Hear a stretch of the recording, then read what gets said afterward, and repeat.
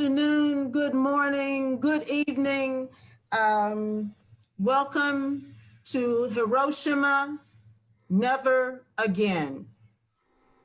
We are going to begin with the Raging Grannies of Metro New York. We have Mary Lutz with us. Good afternoon, Mary. Hello, and thank you for welcoming me. This is an auspicious occasion. In 1986, I just wanted to say, so we're going to actually have you be our first act, Mary. I'm Ben Grosscup with PMN, but we're just kind of going around and making just brief hellos as we all arrive in this space together. This is the Hiroshima Never Again International Concert. We're here to commemorate the crime against humanity committed by the United States government 75 years ago against Hiroshima. And we'll get the live stream going real quick so that everybody can share the live stream with their friends. So I'll post that into the Zoom chat in just a second. Thanks. Ben, I misunderstood. I actually thought we were starting the program. Oh, well. So Mike Marker, if you would unmute. And Mike is joining us from British Columbia. Mike, what time is it where you are?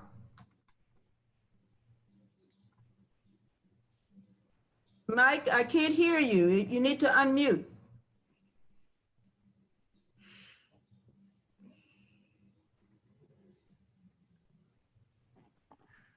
Mike, I'm still not hearing you. Okay, Mike Marker. Did we lose him? Perhaps. Maybe Courtney Dowe could introduce herself. Yes, Courtney, if you could unmute and say where you're coming in from. Hi, everybody. My name is Courtney Dowe, and I am calling in from Washington, D.C. today. All right. And I know we have our founder, Charlie King, with us. Charlie, if you would unmute and say hello.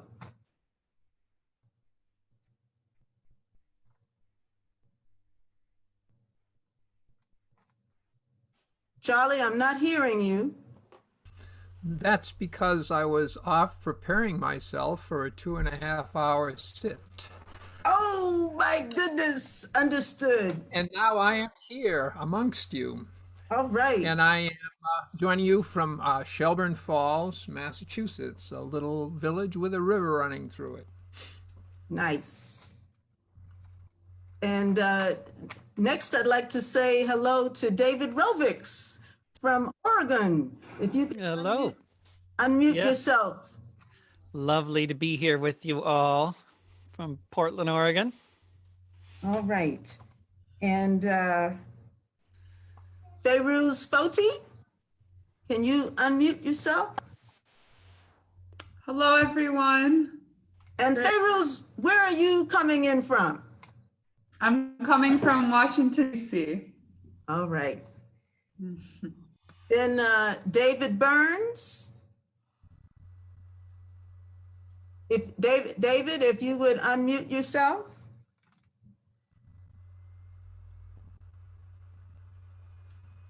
Not hearing David. I'm not seeing him. Yeah, maybe we'll have to come back to David. Bob Austin.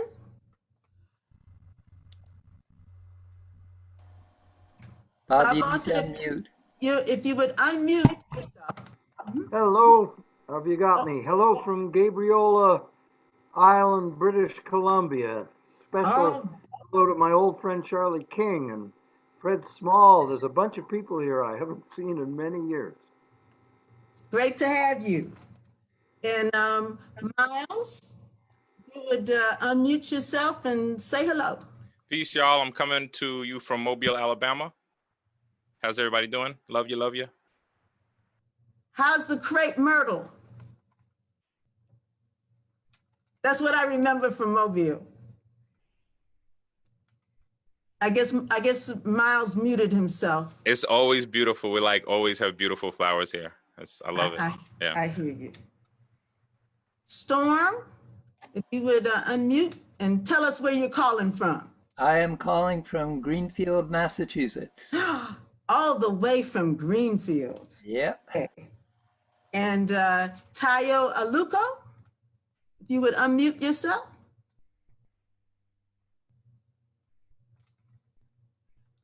Tayo, we would like to hear your mellifluous tones. Good evening from Liverpool in England. It All is right. just 8 o'clock now, p.m. 8 o'clock, okay. Jim Page, if you would unmute yourself. Jim. There we go. There we go. You right. can hear me now. Yeah, coming all the way from Seattle, Washington. Good to be here. Okay. All right, well, it's 3 o'clock. Did you want to do another hello before we get going? Klee Benally. Klee, have you joined us? If you could have joined us, please unmute yourself. Not seeing him. Okay. Well, I could get going with convening if you'd like. Yes. All right, great. My name's Ben Grosscup, and I'm the executive director of the People's Music Network for Songs of Freedom and Struggle, and we are so happy to have everyone here. We've got the live stream going. I just posted into the Zoom chat the link that you can post to your own social media page. That's welcome if you'd be willing to do that, so that we can kind of share this incredible music that we have planned for this afternoon to commemorate, I think, a really important event in history, one that has really shaped the world we live in and made the world we live in much like the world we don't want to be living in, a world that we want to transcend. I just want to welcome you to the People's Music Network for Songs of Freedom and Struggle. Since March, since this pandemic began, we've been establishing a regular online music scene where PMN members develop a diverse community of artists who are dedicated to using music, poetry, and other art forms as catalysts for a just and peaceful world. Today, we are hosting the international concert, Hiroshima Never Again. And the world must never forget the crimes against humanity committed by the United States government in Hiroshima and Nagasaki 75 years ago. Today, we witness the United States government is escalating threats and provocative military maneuvers against other nuclear-armed countries. And we must never allow these crimes to be repeated. War itself is a crime, and we as a community of artists are committed to peace. We are committed to the cause of justice, and we believe in the transformative power of song to aid in that process. Every week right now, since the pandemic at least, People's Music Network members have been gathering on Zoom, this video conference platform. Before the pandemic, PMN members gathered twice a year in these big in-person gatherings in the summer and winter. So this has been a big shift for us. And we are also doing lots of other events that are participatory. We have open song swaps on a regular basis. We have workshops. You can find out a lot more about the public events that we put on if you go to peoplesmusic.org. And I just want to say a few things about today, to share the Facebook event page, to share the live stream is really helpful. Each performer will be having 5-minute maximum. Also, we're trying a new thing here, which has been really interesting for really emphasizing that art exchange aspect of what we do. So we're inviting each performer to kind of listen deeply to the song or the poem that comes right before the performance, the performance that happens right before yours. And then before you introduce yourself, just take a moment to extend a word of love and encouragement to the artist who performed immediately before you. What we're looking for is comments that are positive, that are focused on your own experience of the piece, and that are brief. Obviously, we're not doing a moment for like song critique. We're just kind of giving a moment for like love and encouragement for one another.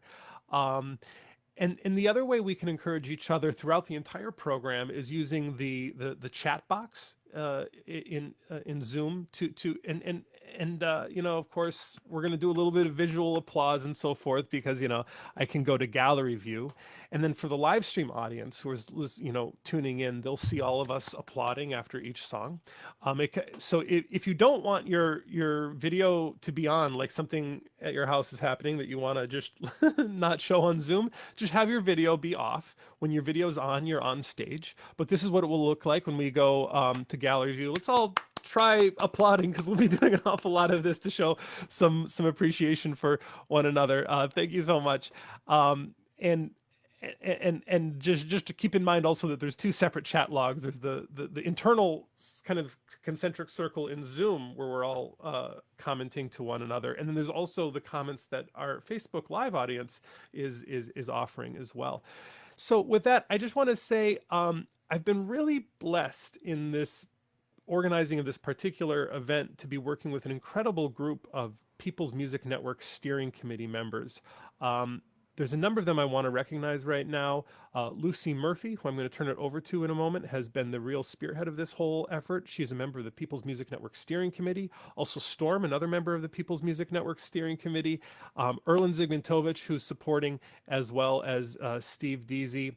And we've had help from others in terms of like figuring out the invite list. We've got an incredible group of artists. You're not going to hear much more from me today other than to say, consider joining the People's Music Network. We are a growing community of activist artists that use our music for social change. You can find out more about us and about membership at peoplesmusic.org. But with that, I want to thank Lucy Murphy and the whole team that helped pull this together. Lucy, please take it away.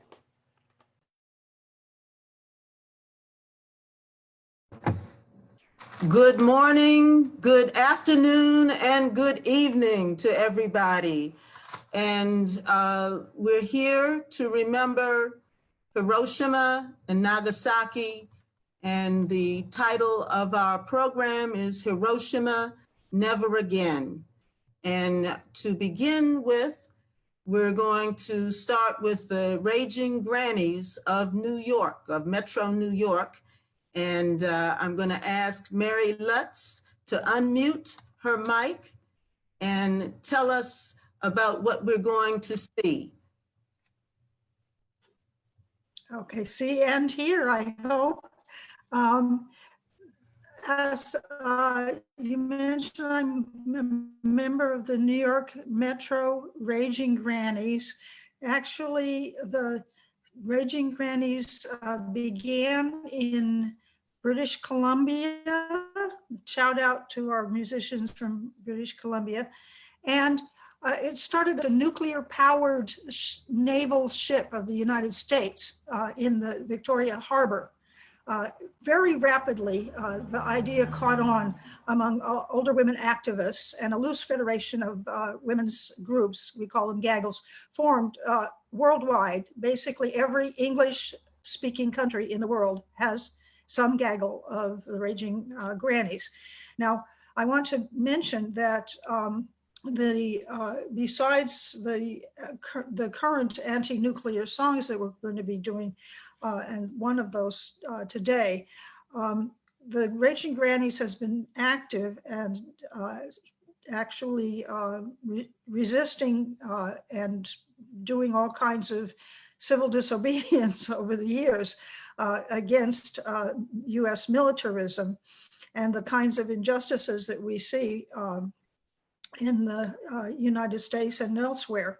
And we defy the stereotypes of older women and recognize there are serious links between racism, militarism, the poverty draft, the issues of global injustice that we see and destruction. So we are very much in support of Black Lives Matter and encourage elders to follow the lead of the young people of color in the movement for justice and political regime change.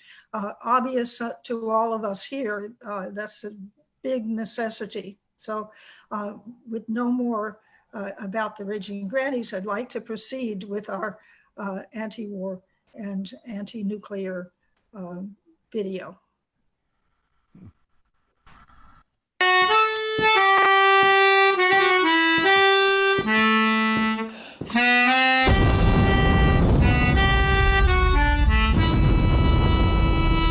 Nuclear proliferation.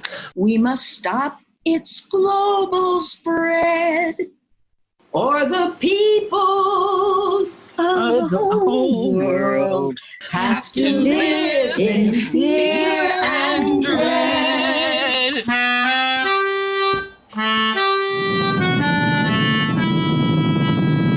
We must all tell all the nations we cannot have nuclear war. Peace and justice, common safety, that is what we're marching for. We must destroy atomic weapons. We must make them disappear. We cannot have our lives shattered, and the bombs are everywhere. Боевая тревога. Initiate fire. 1. Initiate fire. 1.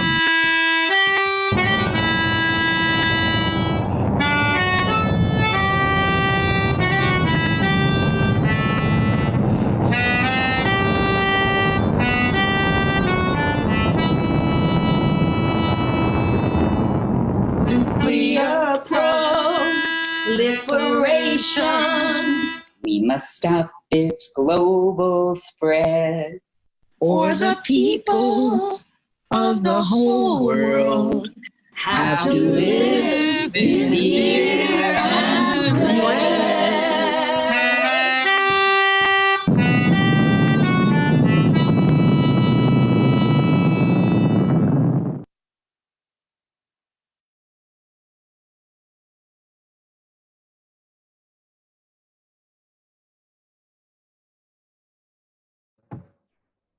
Thank you, Mary Lutz, for introducing us to the New York Raging Grannies, and that was No Nuclear Proliferation. From New York, we go to British Columbia and Mike Marker. Mike, if you could unmute your... I don't think he's shown up. Okay. Mike may be having some difficulty, so I'm going to ask our founding member, Charlie King, to unmute his microphone and tell us a little bit about his long history opposing nuclear power and nuclear weapons. Thank you, Lucy. And thanks to the Raging Grannies. They're everywhere. I don't think I ever go to a demonstration where they're not there faithfully opening things up and bringing spirits up. So, I think probably what you meant to say was co-founder, Lucy, because I know that Lucy and I have worked with the People's Music Network back when it was Songs of Freedom and Struggle. And Lucy's asked me to talk a little bit about my history with that. I guess I came to the anti-nuclear issue during the anti-Vietnam War peace movement in the mid-'60s. And I was a conscientious objector, and that caused me to take a look at war in all forms. And of course, nuclear war was very high on the list of why I was a conscientious objector. And I had been involved in ban the bomb movements through the late 60s and early 70s. And in the mid 70s, I moved to a place called the Community for Nonviolent Action in Voluntown, Connecticut. And I was there with Joanne McGloin, Joanne Sheehan, and Rick Gomer. And we were the ones that got the first Songs of Freedom and Struggle together. That's where we first met. But before we met, we became involved in the Seabrook Nuclear Power Station occupation I think for all of us, it was the chance to be educated by people who were of a younger generation, who had made the connection between nuclear weapons and nuclear power. And with some of the people who are here today, including Pat and Tex LaMountain, we went up and occupied the construction site at Seabrook, New Hampshire, and shut down that construction site until we were hauled off into National Guard armories. We spent a couple of weeks in the armories, and later I was in the jails of New Hampshire for another 3 weeks as a result of the occupation. And that was a time when I got my education about nuclear power. At the time, the nuclear power industry was telling us it was too cheap to meter, and they were telling us that it was safer than solar, because if you put in solar panels, you could fall off your roof, and that wouldn't happen with a nuclear power plant. And after Seabrook, we had the events such as 3 Mile Island and Chernobyl, and more recently Fukushima, and we also saw our electric bills go up and up. And so all the claims they made were untrue. Oh my goodness, are they deceiving us? I think so. The Seabrook, they were going to build two power plants at Seabrook. And they were successful in building the first one. It's still operating in Seabrook. The second one was stopped as a result of the resistance in the community. And since then, they have never built another nuclear power plant on U.S. soil. And it was popular resistance that stopped it.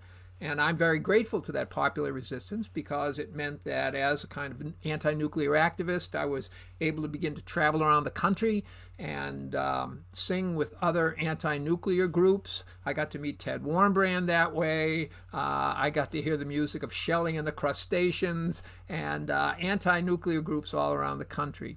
And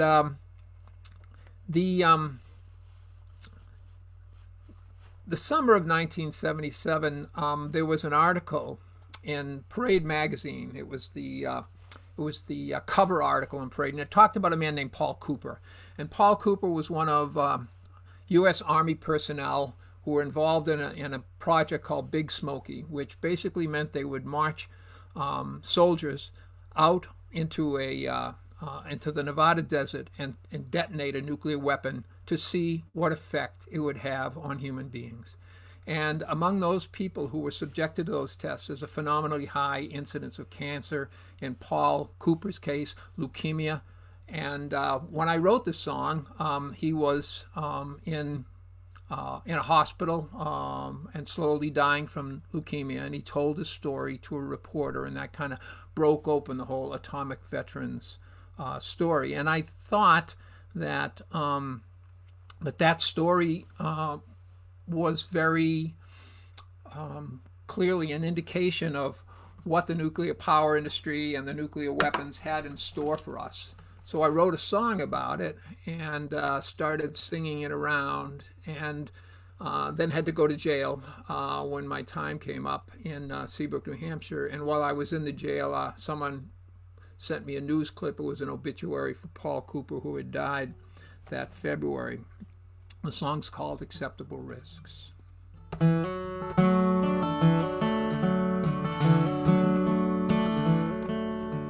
20 years back, out at Yucca Flats, our trucks were winding down to the testing site. They had a bomb out there, I still see it clear. It turned night to day and day to endless night.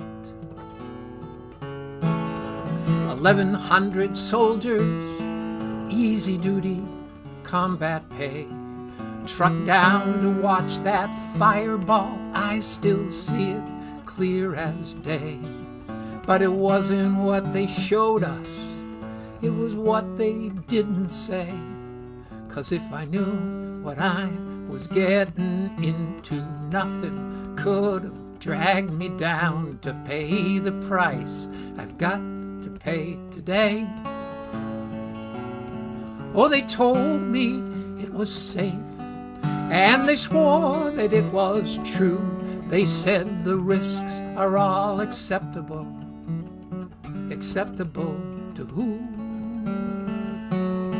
They can't cover up the truth no more. It's burning in my bones. They can fool us with their numbers, but you pay the price alone.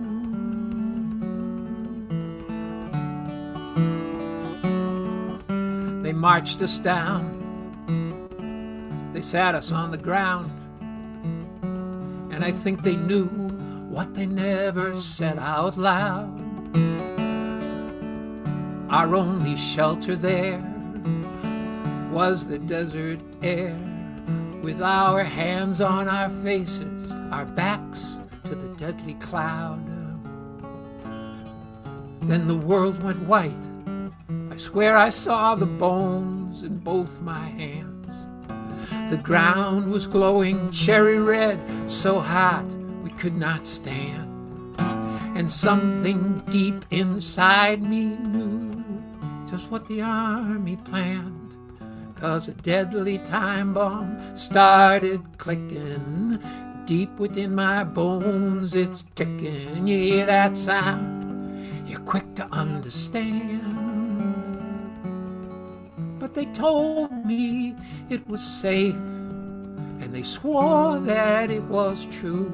They said the risks are all acceptable. Acceptable to who? They can't cover up the truth no more. I feel it in my bones. You can fool yourself with numbers, but you'll pay the price alone.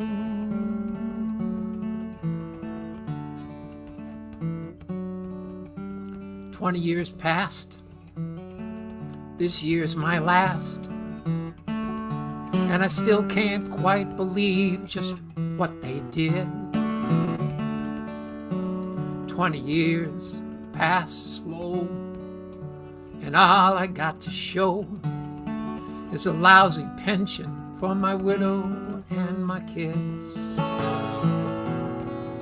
So I thought you'd hear this warning from one who's been hit hard about their testing sites and their power plants with their fences and their guards.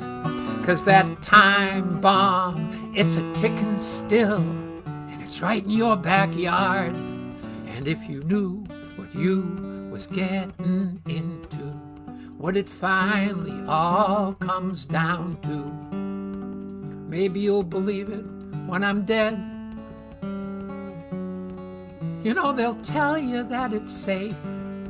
Oh, they'll swear to you it's true.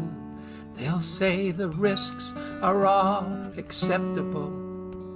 Acceptable. Acceptable. Acceptable. Tahoe. They can't cover up the truth when it is burning in your bones. They can fool you with their numbers, but you'll pay the price alone. Alone. All alone.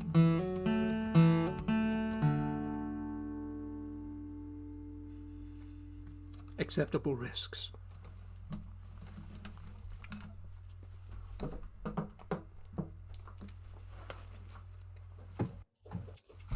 Thank you, Charlie, and thank you for that history. I want to invite David Rovics from Oregon to unmute and share with us. Hello. Let's see, am I successfully unmuted and everything? Yes, I can hear you. Oh, good, good. Okay.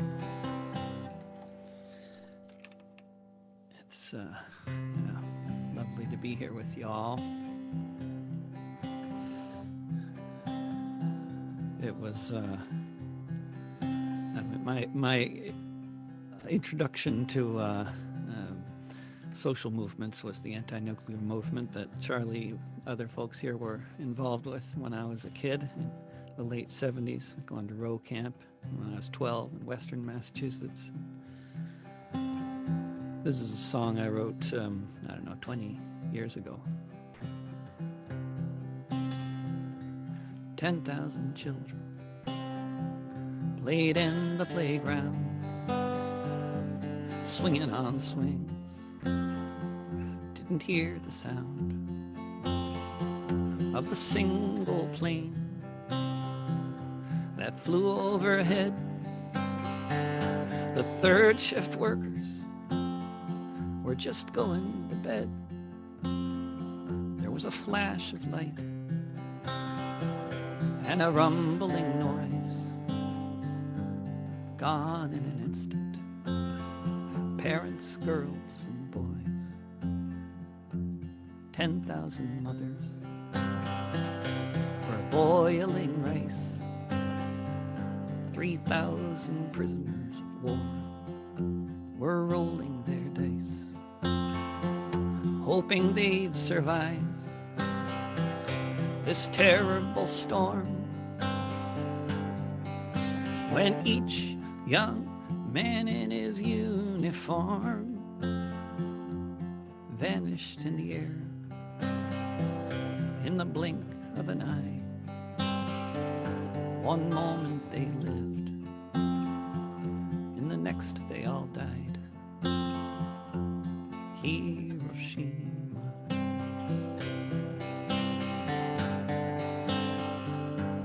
Hiroshima.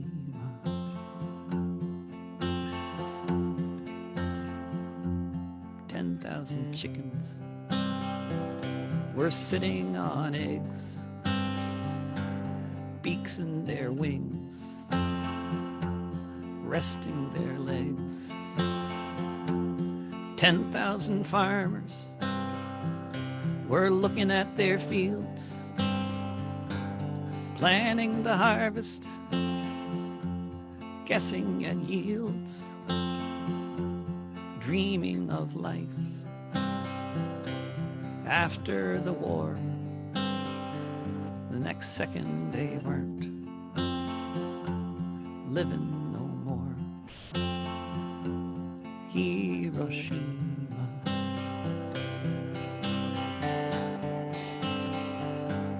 Hiroshima.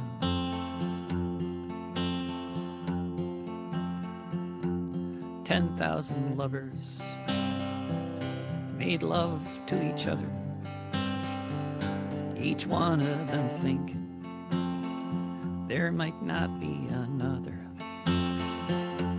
Living so long with death everywhere, much more than one person alone can bear. But there wasn't time for a final kiss. Who could have known it'd end like this? Hiroshima.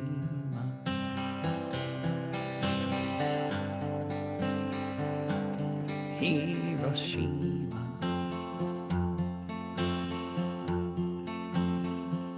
$200,000 people were living their lives, grandparents, children, fathers and wives.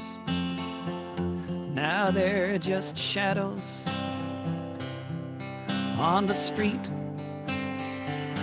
in such a quick burst of incredible heat. Now listen to them talk about doing it again. From whence came the souls of these terrible men? Hiroshima.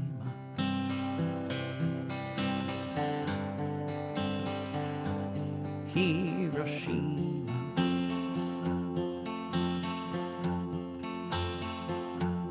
Hiroshima.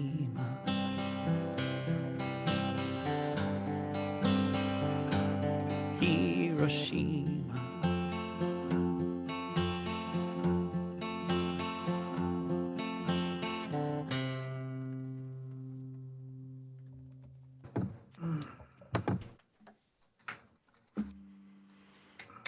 Thank you. Thank you so much, David. I feel we're so fortunate this afternoon to have the best songwriters in the country, maybe in the world, sharing with us. And I see that people are sharing their comments and congratulations in the chat. I'd also like to invite you to share verbally with the person who went on before you. So I'm going to ask Feiruz to unmute her mic and maybe say a word to David Rovics. Hi.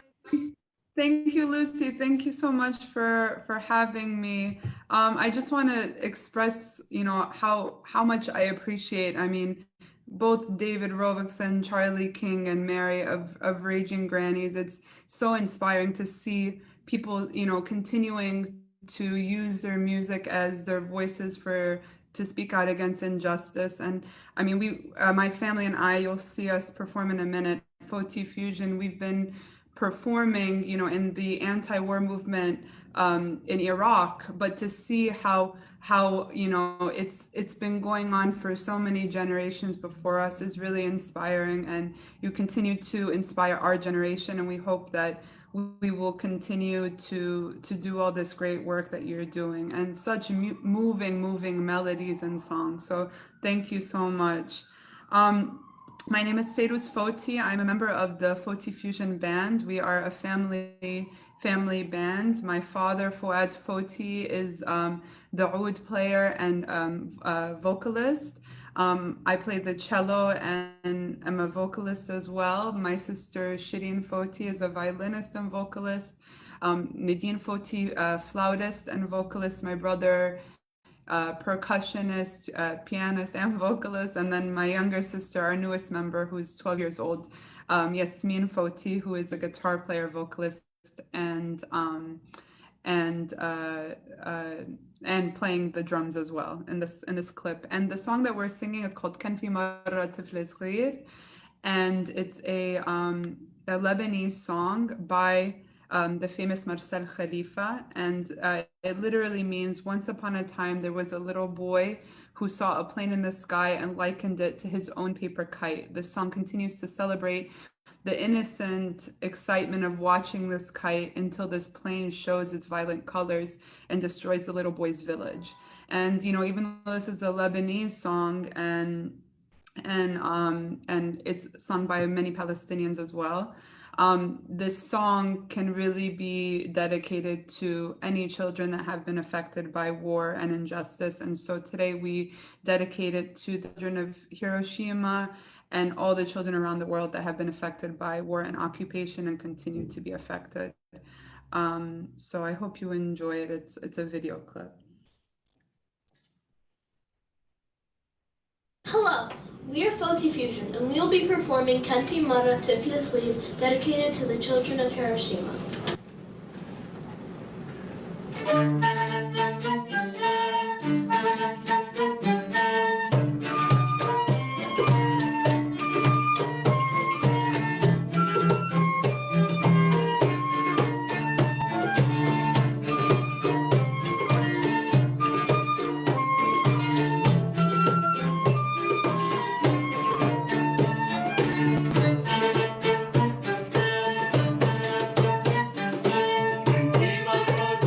صغير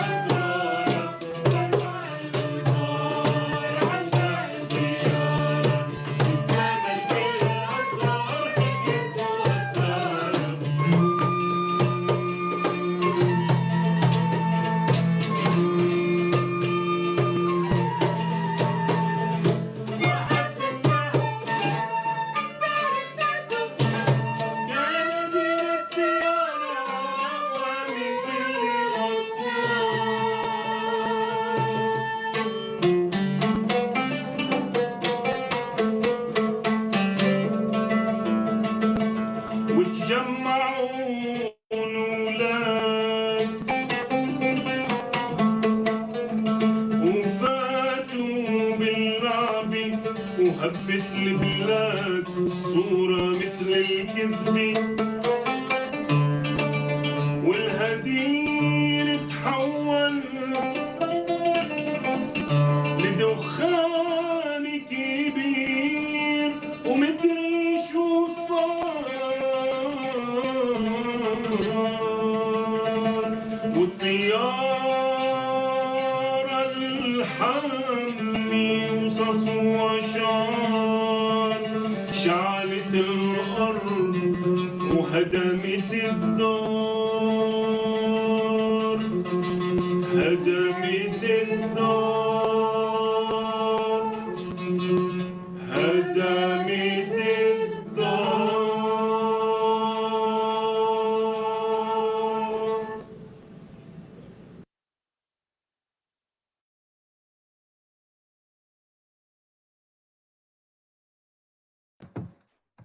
Thank you, Feiruz. And you know, we didn't mention that I think we went to the same high school, different years. Oh, me and you, Lucy? Yes. You went to Wilson? Yes. Tigers. Only I was class of 68. Oh. What I also wanted to, you didn't mention your music academy that has a wonderful group of children performing. Yes, so I'm also the artistic director of Quarter Tones Music. And each semester we focus on a different genre of music. And this semester, actually, we are teaching them about protest movements, American protest movements through song. So we're going to teach them about Wounded Knee, about the labor movement, and are actually collaborating with a number of different organizations. And it was just so inspired to hear even more songs that we could potentially sing as we're preparing for this semester. So, and also our you know, I want to thank Lucy Murphy specifically. I mean, we've been performing with Lucy at different protests since we were, I think, about 6 years old. I think my youngest sister was 6 years old when we first started performing. So it's so special for us to continue to do that. And thank you so much for having us here to commemorate the people of Hiroshima. Thank you, Feiruz. I'd like to ask. Do you want to turn your video on, Lucy? I don't know. I think David BERNZ is next. Good afternoon. Can anybody hear me? I can hear you great. All right. I don't see you, Lucy, but I hear you. Okay. I'm sorry. Anyway, thank you so much for having me. It's been nice to hear some of my old friends and I guess some new friends. That Foty fusion is amazing. I want to have dinner at your house and hear all the music afterwards. What a great family. So I'm going to sing a song called Just David, Wanna... Not only is the music great, but the food is great too. Do you have original sound enabled there on your Zoom screen? How do I do that? Well, let's see. So there's a you know, should I just do a quick tutorial? Because this is very useful if you've never used Zoom before. You go to your audio settings. So you're going to have the mute button. Okay. And then right next to the mute button is an arrow. You press that arrow, and then you go to audio settings. Okay. And then under audio settings, you're going to go to advanced. That's in the lower right-hand corner of the settings screen. Great. And then at the top, it says show in-meeting option to enable original sound. There's a little check mark. You're going to check that. And then for suppress persistent background noise and suppress intermittent background noise, you're going to press disable and disable. Yeah, I've done that. Oh, good. Like that. And then once you're with that just enables you the option to have original sound on during a Zoom meeting. Next thing you can do is you can press show or turn on original sound in your upper left-hand corner of the Zoom meeting. And then when you turn that on, like I just turned mine on, turn on original sound, then that button becomes blue, and then your guitar will sound much better. All right, let's see. Turn on original sound. And then the word that will show up is turn off original sound. And when it's blue and says turn off original sound, your original sound is on. Okay. I've done everything you've asked. Is this any better? You can take down the guitar level a lot. It's a little loud. Okay. Thank you, Ben, by the way. This is great. You betcha. Is this any better? Yes. Is it compared to my voice? Is it okay? La la Yeah, la. I think that's okay. Okay. All right. We're going to give this a shot and see how it goes. If it doesn't sound good, Ben, you tell me. Anyway, it's a song called Just One Earth. I wrote it in 2011 after the terrible Fukushima disaster. I was just reading an article, by the way, about how radiation is such an issue in Japan. After the terrible events in World War II, there was a lot of prejudice against survivors. People feared that they were contaminated, and people didn't want to marry them for fear that they might have children with birth defects. And so a lot of people actually who were survivors hid their identity, even changed their names. And I was just reading an article about this. Now these people are in their 80s and their 90s, and they want their story told, so they're coming out and admitting that they were survivors and telling their horrible stories. So for this terrible nuclear disaster of Fukushima to happen to a nation where radiation was already such a sensitivity and such an issue is frankly awful. And so it just shows once again that we have to find another way and a safer way to generate power. Anyway, Just One Earth.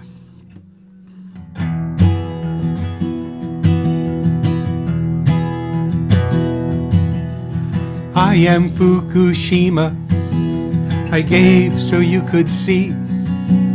I gave my land, my people, and my houses by the sea. I gave my farms, my cattle, my flowers and my ferns. I gave it all so everyone could learn. It's just one earth, just one sea, just one sky over you and me. Just one chance, the world around. Shut them down, shut them down, shut them down. Shut them down, shut them down, shut them down.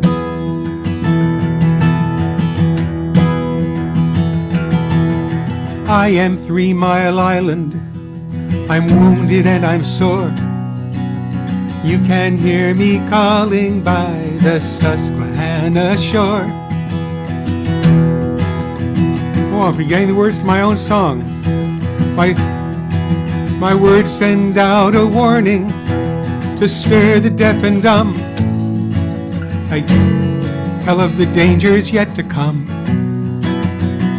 It's just one earth, just one sea, just one sky over you and me. Just one chance, the world around. Shut them down, shut them down, shut them down. Shut them down, shut them down, shut them down.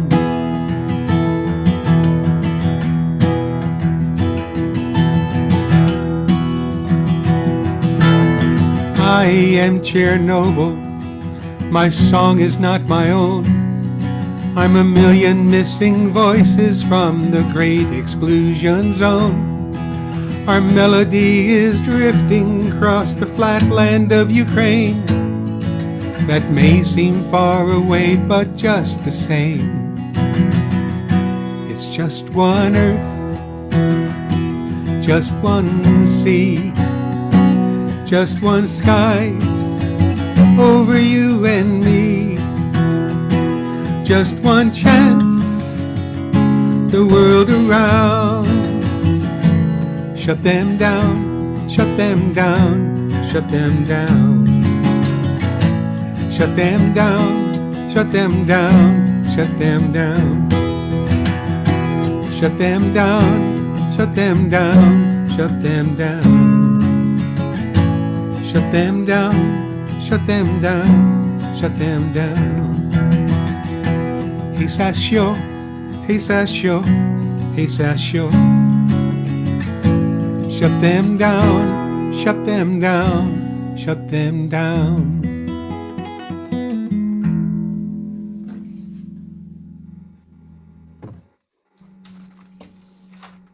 Thank you, Dave. Thank you so much. I couldn't hear your last words. I just said thank you, Lucy, for hosting this. Oh, okay. And following David, we have Bob Bosson going back to the Pacific Coast. Hello, can you hear me? Yes, hear you very well. All right, thank you.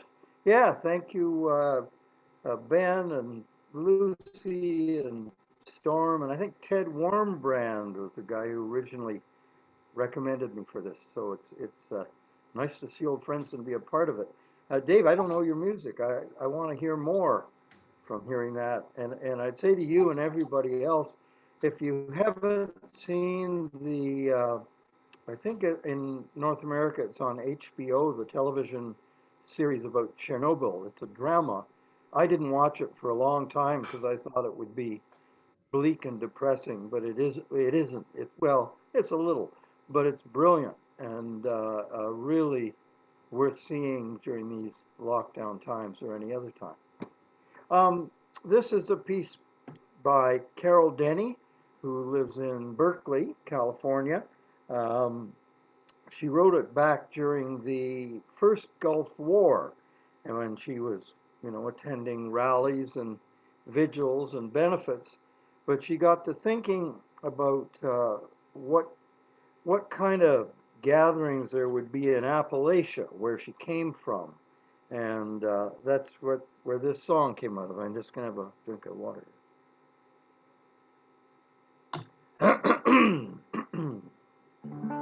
I love this song. It was lovely in the spring, all the flowers were in bloom. When we met on the shore for a moment, and there were birds and there were planes, flying patterns all around, and we shared a single sound for a moment. But if the Riley boys were here, they'd tell us all was well, not to cry and not to worry for tomorrow. If the Riley boys were here, this would be a joyous tear instead of one for mercy and sorrow. If it's quiet in the street, it's not for want of feet that would march if there were anybody eating. If the hail around the light on this quiet street tonight lit the hearts that wandered by, we'd be weeping. But if the Riley boys were here, they'd surely take our hand and remind us our days on earth are fleeting. If the Riley boys were here and their voices in our ear, they'd remind us one day we'll be meeting.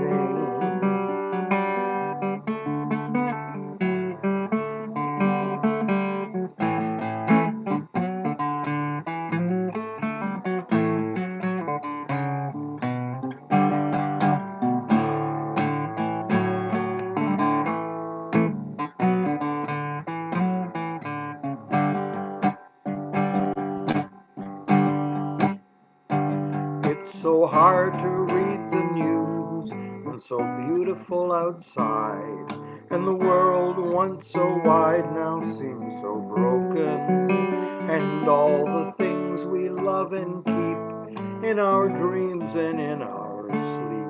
Startled birds, we've suddenly awoken.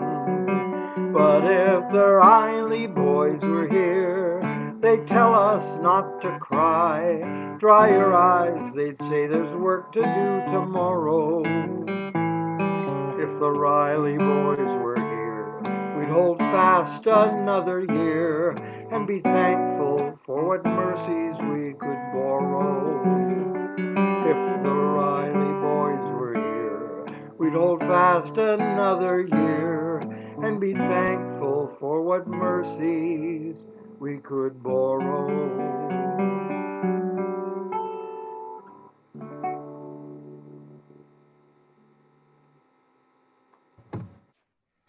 Thank you, Bob. Thank you. And coming on to maybe say a word to Bob is Miles Megacyph. Miles, if you would unmute your microphone. How are y'all doing? How's everybody doing today? Can you hear me fine, Lucy? I can hear you faintly. Faintly. This is not good. How about now? Go ahead and tap your microphone, Miles. Yeah. Okay, here that microphone is engaged, but you might want to get a little closer. Okay, how's this? Just a few inches away from there. Okay. Just right there. Okay. Can you hear me good? Okay. Yep. Bob, that was awesome.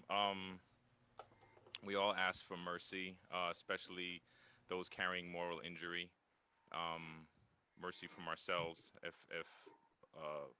other people probably give it sooner than we give it to ourselves. I'm a member of Veterans for Peace. As you see, I have the flag behind me in front of the America in Distress flag flying upside down. I work with Veterans for Peace, hoping to fix the ills of the world and to certainly fix the ills of this country. I feel it's part of my duty as a veteran to address those wounds that I have still in myself and that I've caused around the world.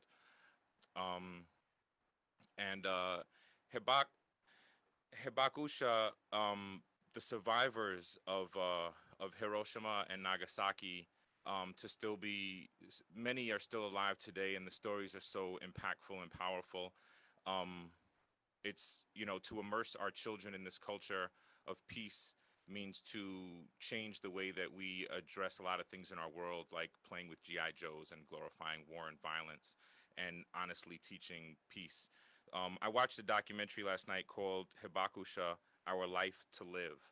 It was made by David Rothhauser, and I saw it because it's part of the VFP Movie Cinema Week that's happening for our convention. Miles, if you would get closer to the mic, yeah. Okay. Yeah, I apologize for the sound. And because of the sound issue, I'm not going to do my music. I'm just going to perform a cappella and hope that people can hear it and feel it like that. And I'll share the link to the video in the chat, and hopefully people are moved to share it, to share the video online. All right.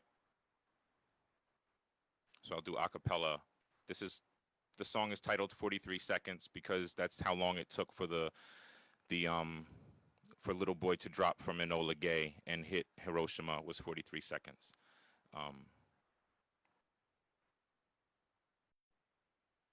We've got this moment and all is gone. Don't bat an eyelash at shattered bones. We used to man them, now they drones. Still can't fathom how we bomb homes. At 8:15 on August 6 in 1945, the human race proved that it could race to its own demise. With eagle eyes on the prize, we supersized those fries. Hiroshima was blown away with all those innocent lives. Let it go. 43 seconds from the drop to the burst. 43 seconds from the last to the first. 43 seconds from the best to the worst. Only 43 seconds brung death to the earth. Let it go. They vaporize your body, but can't steam away your soul. From shadows in the concrete to reflections in windows. When I see the flowers burning, get the stirring in my bowl. Painting watercolor pictures with black rain in the flow. Now it's radios actively watching the bodies glow. Off the charts with half-lives, unregistered growth. On your marks, let's act right. Get ready, set, go. And Karl Marx in the punchlines intended and flow. Let it go. 43 seconds from the drop to the burst. 43 seconds from the last to the first. 43 seconds from the best to the worst. Only 43 seconds brung death to the earth. Let it go. 43 seconds from the drop to the burst. 43 seconds from the last to the first. 43 seconds from the best to the worst. Only 43 seconds brung death to the earth. Let it go. We got this moment and all is gone. Don't bat an eyelash at shattered bones. We used to man them, now they drones. Still can't fathom how we bomb homes.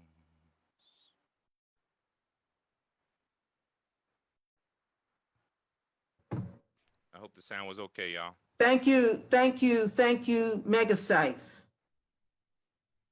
I'm gonna ask Storm to unmute and say a word to Megascyph. Yeah, Miles, that was a powerful piece, and your voice conveys a lot. Yeah, my name's Storm. I'm a founding member of People's Music Network for Songs of Freedom and Struggle and co-organizer of this event, and I'm just so glad and thankful for all the people I worked with. It was really a joy, and communication was easy with all of you. What I'm going to do is a meld of a couple of different pieces of poetry. Everything's original. It's a combination of No Nukes, August 6th and 9th, 1945, the chorus of Baby Warning Blues, and an activist's accomplishments. Let our peaceful protests carry to the world the words of danger, first spoken by the shadows of the flowers burned onto the walls in Hiroshima. I was not born when the bomb was dropped, or rather the bombs. There were two released, first one on Hiroshima, then another leveling Nagasaki, 2 days long ago. Still I know some of what happened then, how the explosion shattered windows, buildings, trees, lives, how the mushroom clouds rose higher and grew till even miles away they could be seen. I have heard of the heat, the screams, and the strange ironies of flowers blooming more beautifully than ever before, perhaps than any since, of people who disappeared yet were recorded forever in silhouettes on walls. All around them burned, but only their bodies burned where they show shadows. Yes, I have heard of all these things, yet there is one thing I know. The shadows left behind darken my every day, and so I must spread my light out and never let it be forgotten that we are the ones responsible for making sure that our children see tomorrow. My baby done told me when she was in diapers. My baby done told me when diapers she wore, you'd better watch out. You'd better watch out. You'd better watch out for the children. You'd better not. You better not start a nuclear war. After many years of pickets, jail, submitting to ridicule, no steady money, and much frustration. It's like the perfect Hollywood ending when our character gets a job working for peace, meets a lover, and they walk towards the sunset, which still contains no mushroom cloud.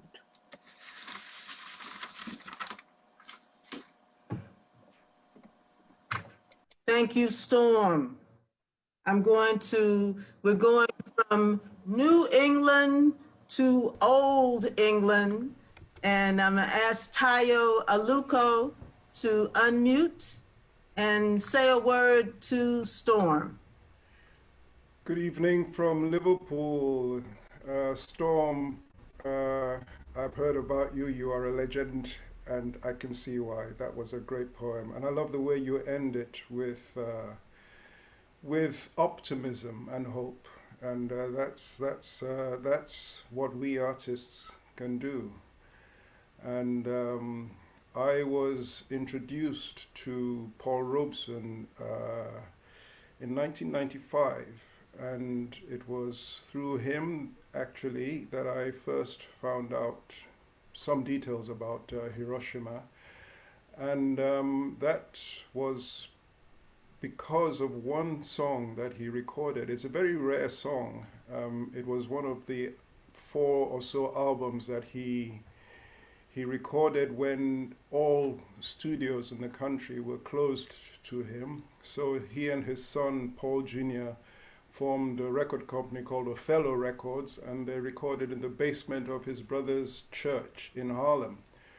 And tapes were smuggled out to Eastern Europe, England, and so on, and these 4 rare records were pressed and released. And on one of those 4 was this song, Little Girl of Hiroshima. The words were written by the Turkish poet Nasim Hikmet. This is a particular arrangement by a Czech composer called Václav Trojan. Played on this occasion on an MP3 by my pianist in Cambridge, England, Colin Hazel. And I am singing it to you as a Nigerian. So through Paul Robeson and all of you here, we are celebrating internationalism in the fight for struggle for peace and justice around the world.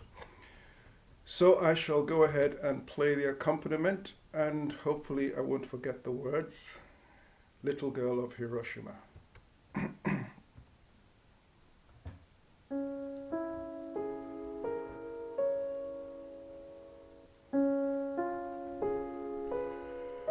This little girl is at your door, at every door, at every door, and I am she who cannot see. I'm at your door, at every door. I'm at your door, at every door.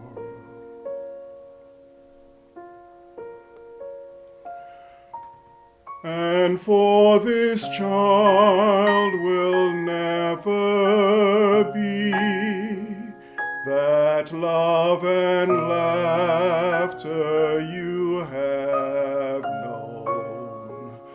At Hiroshima, don't you see? My flesh was seared from every bone. My flesh was seared from every bone.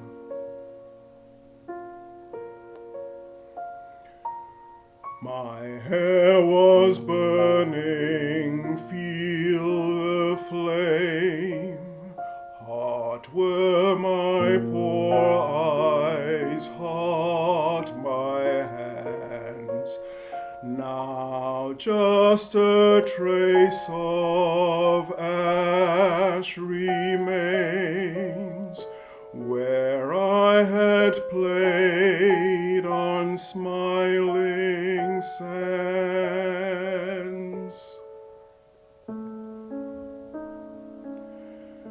Stranger, what can you do for me? This little ash, this little girl, this human child like paper burned, dry as the cooling winds shall swirl, dry as the cooling winds shall swirl.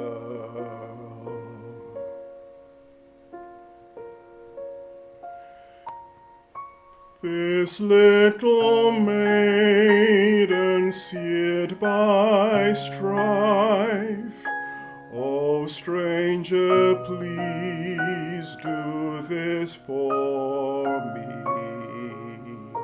Your name for mankind's peace and life, and peace and life for all like me,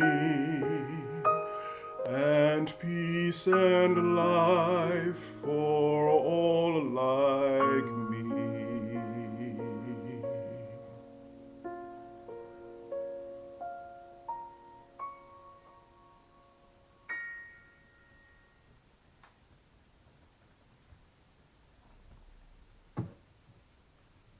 Thank you so much, Tayo, for bringing us the wisdom of Paul Robeson. Thank you very much for inviting me, Lucy. It's good to see you again after so many years. I'd like to ask Jim Page to unmute his mic and share a word with Tayo. Tayo, that was fabulous. I'm almost embarrassed to go on after your singing, but I will do the best I can.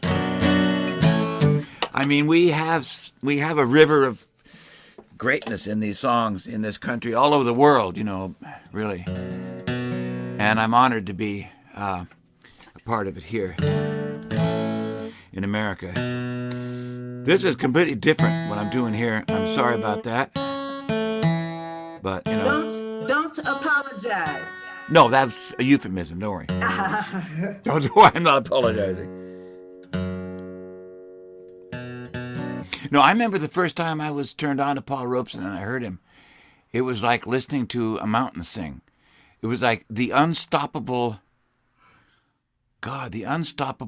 undeniable immensity of what he did. And not just his voice, but the songs he chose. And Tayo, you got right in there and like to sing at that tempo, you have to really know what you're doing and you have to really believe what you're doing. You know, and that's honorable. That's a very honorable thing to do. This song is, I wrote this in 1974. I lived in Seattle, and back then we had a governor of Washington State who had been the Atomic Energy Commissioner under Richard Nixon. And she had opened up Eastern Washington to the nuclear waste of everybody, probably in the world, but certainly everybody in the country, to bring their stuff out here and dump it back there. No worries, we'll take care of it. And they've been trying to clean up that mess or keep it under wraps ever since. And so I wrote this, and it's called Hiroshima-Nagasaki Russian Roulette.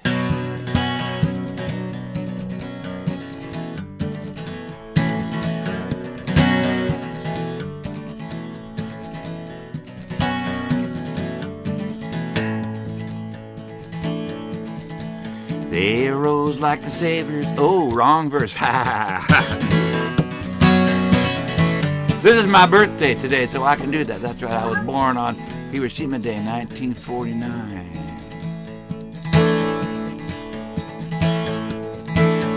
They dropped the bomb in 45 to end the World War. No one had ever seen such a terrible sight before. The world watched with eyes wide to see where it would lead as the politics of power passed around the seed. It was a time to remember that we never can forget they were playing Hiroshima-Nagasaki, Russian roulette.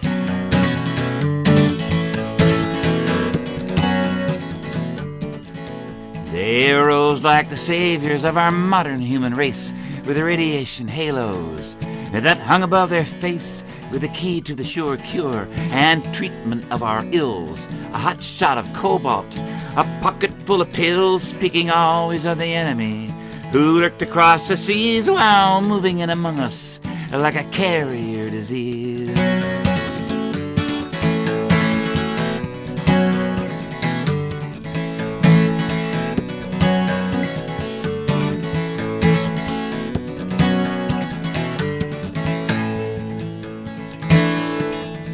Down deep inside the bunkers of the concrete and lead, Einstein's disciples are working steadily ahead, building heavy metal power plants to fire the city lights.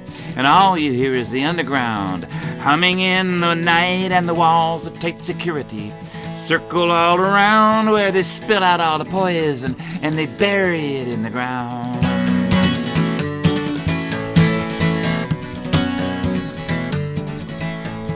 Holed up in the harbors, hidden secretly away, the warheads and the submarines wait to make their play, and the military masterminds improve on their designs, while the soldiers get all doped up and stumble through the lines, and the leaks in the water get carried by the tide. They call it national security, I call it attempted homicide.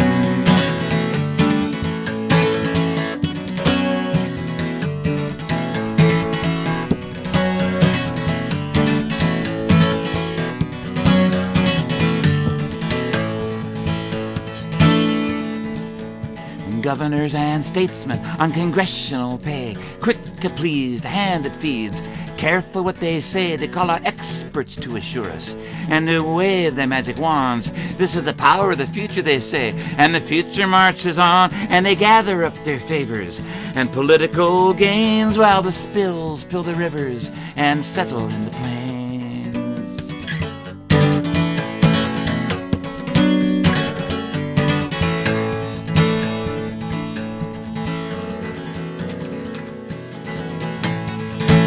I know the minds behind them, they are riddled full of holes, they are not to be trusted.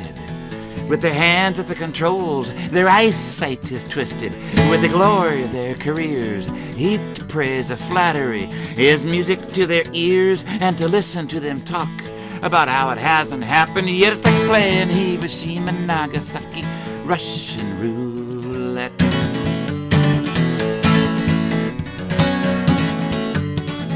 Those who brought the deaths of millions, for it was their stock in trade, are afflicted with the fallout that they themselves have made. They have sealed their own inevitable doom, and it will surely come. And not even the moons of Jupiter will be far enough away to run when the wall that they've assaulted begins to turn around, and the unavoidable gravity pulls them to the ground.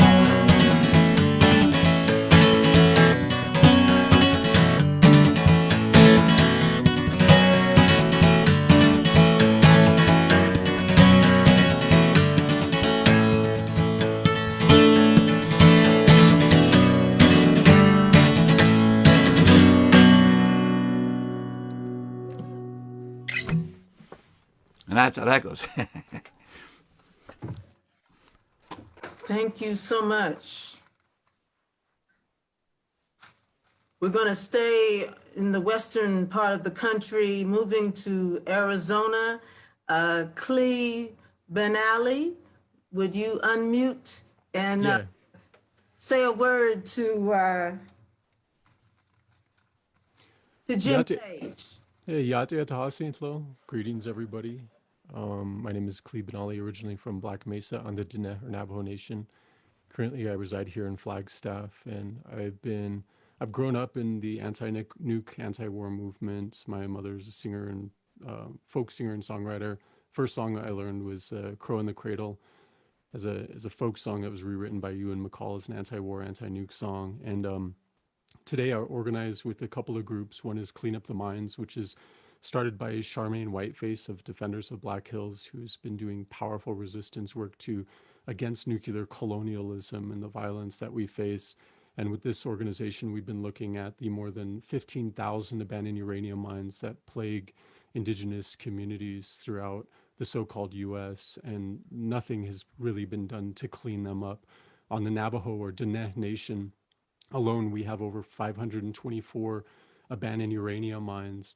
The EPA has closed 22 wells that are the sole access for drinking water for over 50,000 of our people. And so a lot of folks are wondering why we are facing such a disproportionate rate of this pandemic of COVID-19.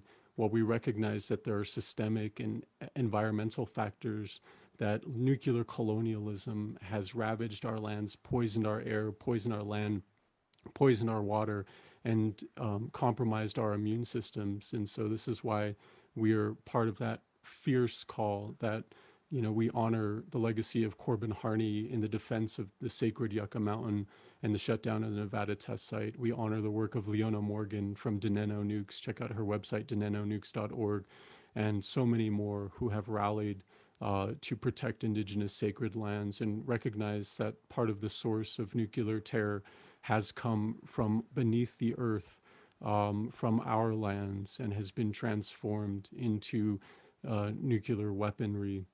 And so we cannot disconnect this nuclear chain from that legacy. We cannot allow people to say that there's a such thing as clean nuclear energy. And so this song that I wrote some years ago, it's called Song of the Sun, and it speaks to this legacy. And there's a part in here that's a sing-along, but don't unmute yourself. Just sing along at your home and sing your rage, sing your passion. This is for all of you who have survived, who continue to resist radically to fight for a future free from nuclear terror and nuclear colonialism.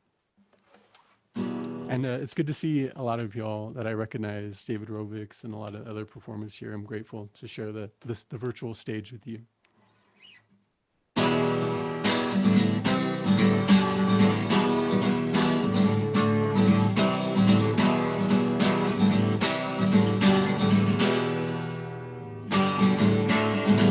Our mother aches, iron claws dig until she breaks, and we plead for this. How much is enough? I remember listening to songs of the sun for all those whose breath was stolen, whose lives were taken away, who learned too late. And now we sing again to the house of the dawn. And now there are no words that can right this wrong. And now this land breathes pain. Now nothing grows that doesn't carry the trauma that we weep, that you sow. And now we sing again to the house of the dawn. And now there are no words that can right this wrong. This empire of blood and bones, of poison stolen homes, of genocide mutilated ghosts, your fierce hearts lay buried. Their struggle speaks. Your fierce hearts lay buried, saying leave it in the ground. You leave it in the ground. This is that sing-along part. Leave it in the ground. I can't hear you, but I can feel you. Yeah, leave it in the ground. For all the survivors, leave it in the ground. For all the resistors, leave it in the ground. Yeah, leave it in the ground. Leave it in the ground, yeah. And now the mines lay abandoned. Oh, tell me what has been done. And now the wells lay poisoned. Oh, tell me what has been done. And now the cancer spread. Oh, tell me what has been done to right this road. And now we sing again to the house of the dawn. And now there are no words that can right this wrong.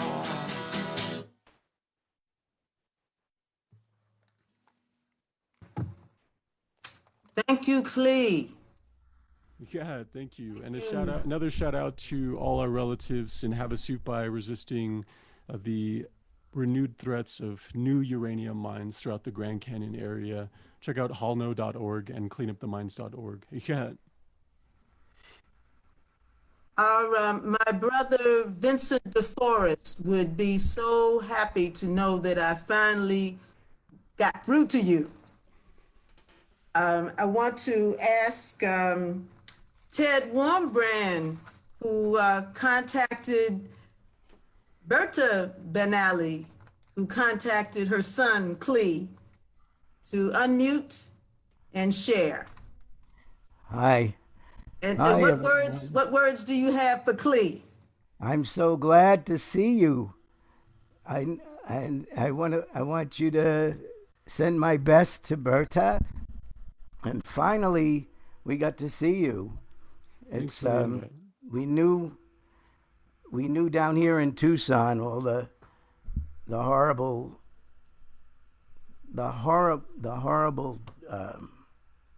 way that the people, your people up there, have been treated with this whole nuclear mess. It was good to see Jim too. Remember, was it 1982 or something, coming down to Tucson after being up up there and doing the big mountain work.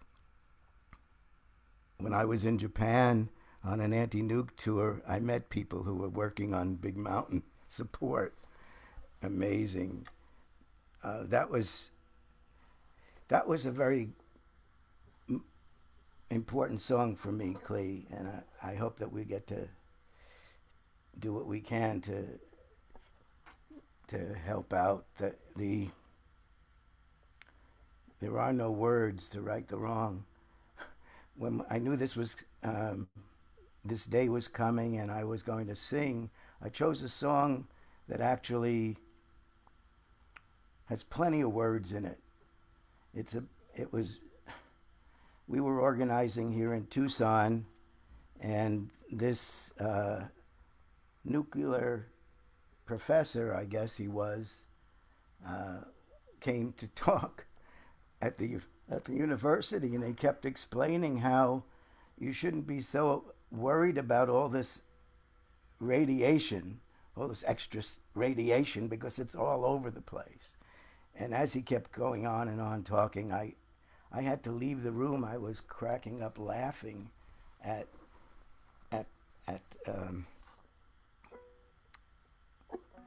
the absurdity of this. And I wrote a song called Why Get So Excited. I don't know if you can hear this. You sound great, Ted. It's okay? Very good. Let's see if I can put it together. You get more radiation walking down the street from your solar heat, from the food you eat. You get more radiation on a toilet seat, so why get so excited?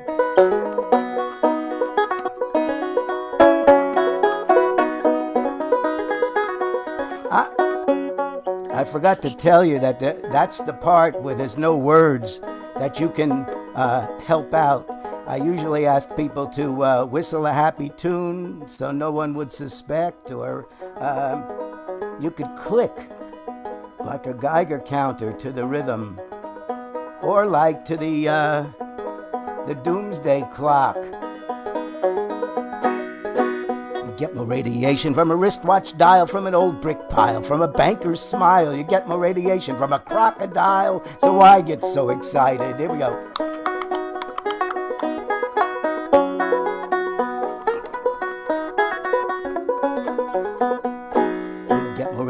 From the road's asphalt, from a chocolate malt, from an Epsom salt. You get more radiation on an earthquake fault, so I get so excited.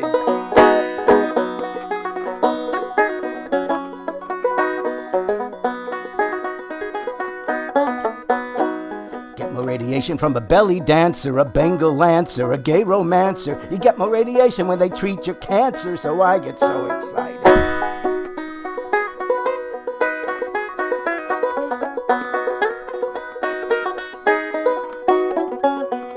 Will you want more radiation as the nukers scoff, as your hair falls off and you start to cough? Will you want more radiation as your bones grow soft and you can't get more excited? There's a kernel of truth in what he said, but it ain't enough for a loaf of bread. If it's all we swallow, we'll soon be dead. That's why I'm so excited.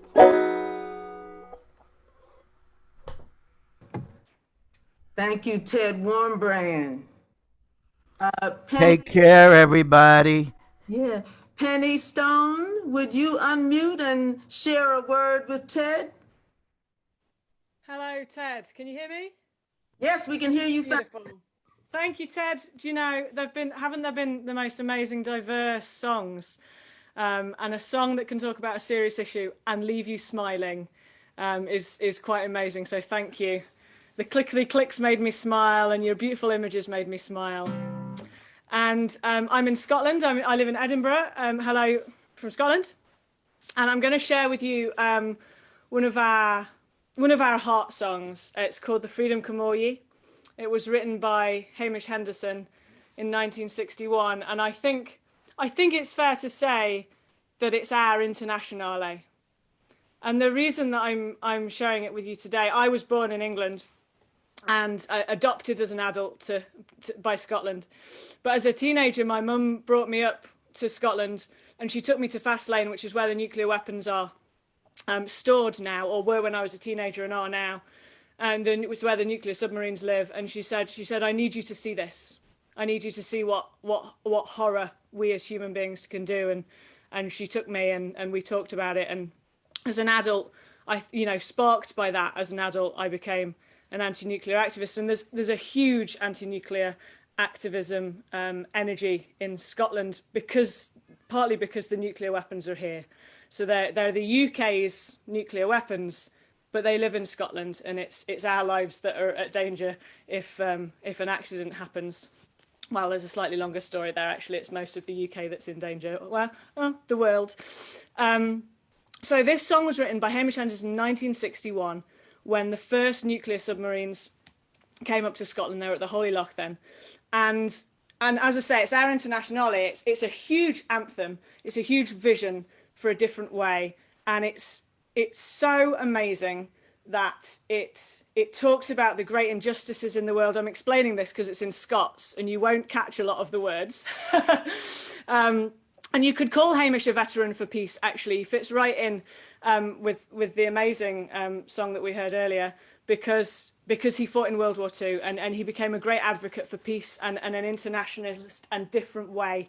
And he spoke for many people in Scotland who wanted to build a different way of being international community. So he talks about the great injustices, the great rifts in the world. He acknowledges Scotland's role in settler colonialism. He acknowledges our militarism and says that we have to take responsibility for that and change it. He talks about the working class communities in Scotland who are the people that were sent to war, and the families that were broken by that on both sides of whatever sea we were fighting across. And he builds a vision of a different way. He talks about South Africa. He connects with international struggles. It's a beautiful vision, and it's one that we hold very dear. So I wanted to share it with you this evening. In in 1961, when Hamish wrote this, there were thousands of people in Scotland from all over the UK and led by people in Scotland opposing the nuclear weapons coming here. There were people in kayaks against great man of wars. If you look at the pictures, I mean, it's quite amazing, the sort of mouse against the elephant image. And I'm sorry to say that we're still having to fight that struggle now, but we are, and we're singing about it, and we're blockading, and the people at the Fast Lane Peace Camp have been doing an amazing job, even during the global lockdown just now, to keep our voices heard. So big shout out to my radical choir in Edinburgh, Protest and Harmony. Usually we sing this together, so they'll be singing along. And as I say, it's in thick Scots, so you won't be able to sing along. But it was a tune that was reclaimed by Hamish. It's a pipe tune, so if you do want to sing along, this is how it goes.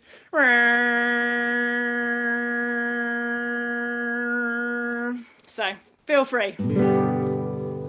We do that when we're singing it as a choir. We have the bagpipes come in halfway through. We have the drones.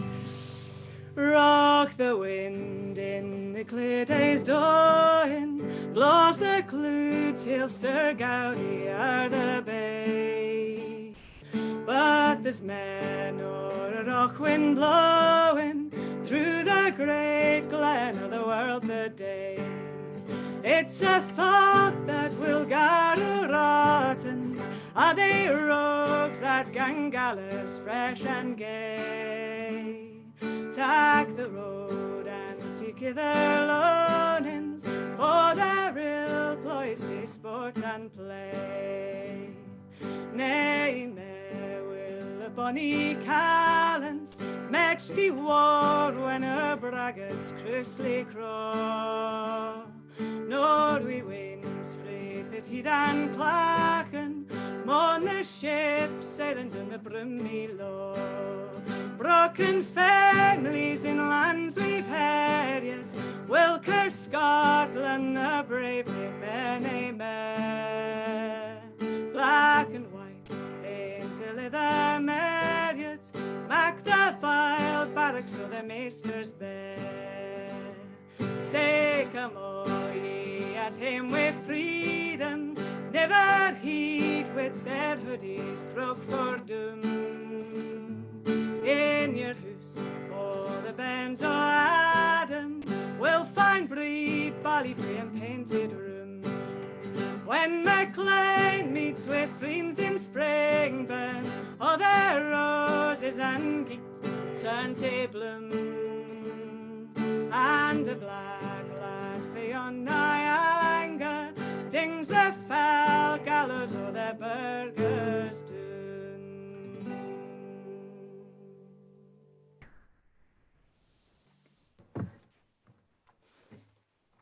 Thank you, Penny.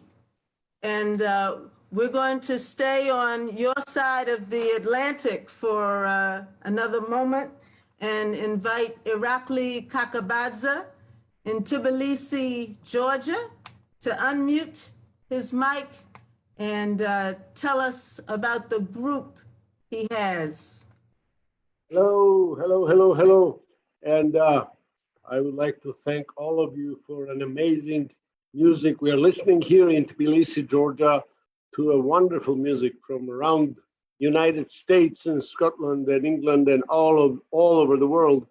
And we are really enjoying it. But at the same time, we are feeling really a tremendous sense of responsibility today, since the world is uniting and the world, all citizens of the world are becoming one village, one town, and one country. There is no more nationalities in this world, and we understand from today's perspective that Hiroshima and Nagasaki shall not repeat it, should not be repeated, not in a sense, only in a sense of the nuclear weaponry, but in a sense of biological weaponry, in the sense of chemical weaponry, and others and others and others and others. And what we see now is a repudiation of the Cold War. New Cold War and hot war are starting. That the time of the hatred is coming to the humanity, and we need to stop this together. And we stand on both sides of the Atlantic Ocean, on both sides of old Cold War divide, and we need to overcome. We shall overcome, as the great MLK Jr. was saying, and as the wonderful singers, just like you, singers, people who are folk representatives of the folk and jazz and blues, were saying those times. And we are here to pronounce our Georgian voice, not just to say no more Hiroshimas, but to say no more hatred and no more going to the war and no more class divisions and no more ethnic divisions, no more identity politics, no more fascism, Nazism, and all kinds of ugly things that have really, really poisoned our lives. And we are feeling in this part of the world very much. I don't know how it is around the world, but we are watching the news from everywhere, and we need to unite as a humanity. Time has come. It's 21st century, it's 2020. Time has come for all of us to unite, and to unite in one spirit, not just against the war, but against the war means against the structural and cultural violence around the people, exploitation and bourgeois consciousness, all of that stuff that has plagued the world and tortured the world until now. And now we are at the really, really, really, really, really big threat of the biological, chemical, and nuclear warfare. And it's killing thousands and thousands and thousands of people every day. And we need to stop it around the world.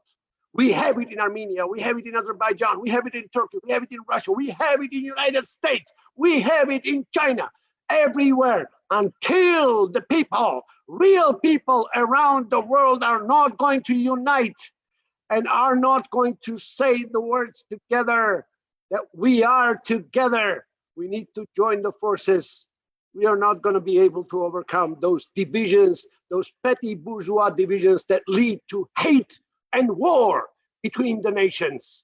So I would say we would love to have big schmazization, and my great colleagues, artists are here. Georgi Tkharadze, Sopo Batilashvili and their group, great young musicians, the youngsters who are feeling the energy of today and who really want to unite with the world of 7.5 billion people.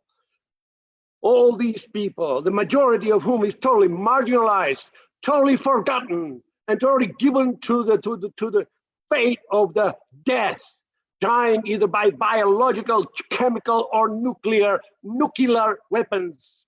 And we cannot afford this. And here comes our song, which is a Georgian international song, which is called Venceremos, Compañeros, done by wonderful artists, Sopo Batilashvili and Georgi Tkharadze and their friends. Thank you very much.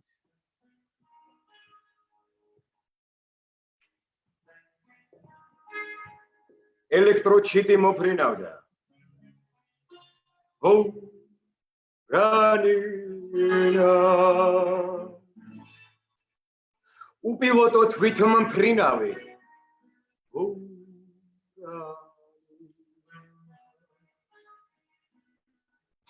Vince rom gzashi kogo shekhvda.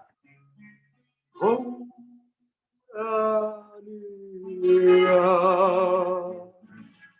Qvela adgilzele mokala.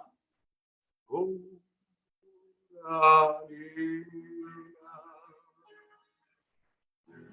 Chiti ikho upiloto Horanina. Vinskam ragatom gats shekvana.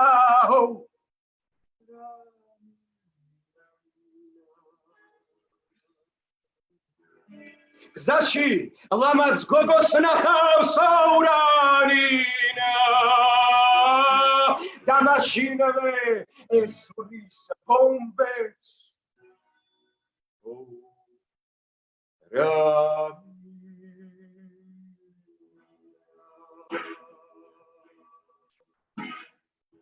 Venceremos, compañeros, campesinos, subalternos, people fighting for their freedom.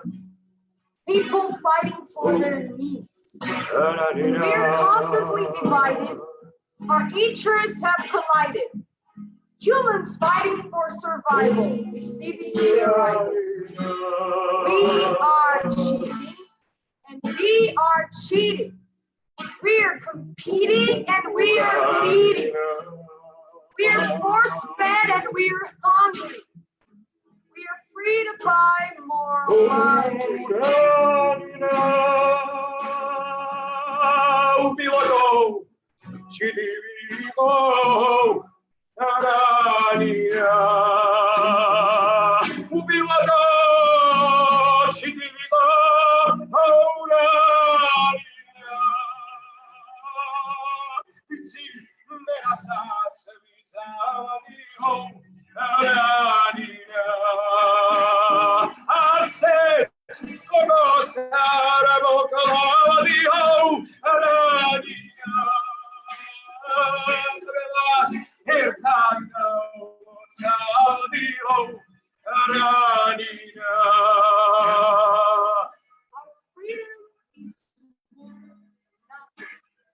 We did trash cans to find something.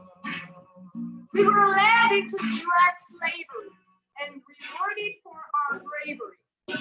We were granted freedom to die. Winner is you can kill faster. Selling labor is not easy. It'll keep you always busy. We're fed up being campesinos, and we know there's nothing in us. We are coming, taking over this economy of desire.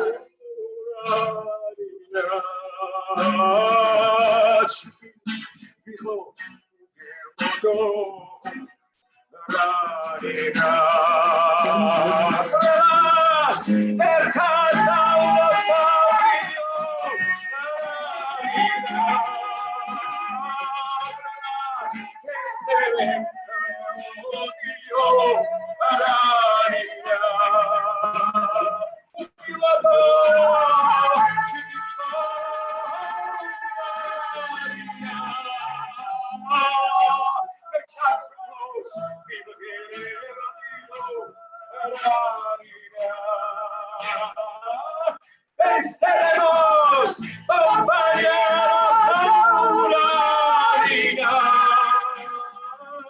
We are coming, fucking taking over this economy of desire. Venceremos, compañeros,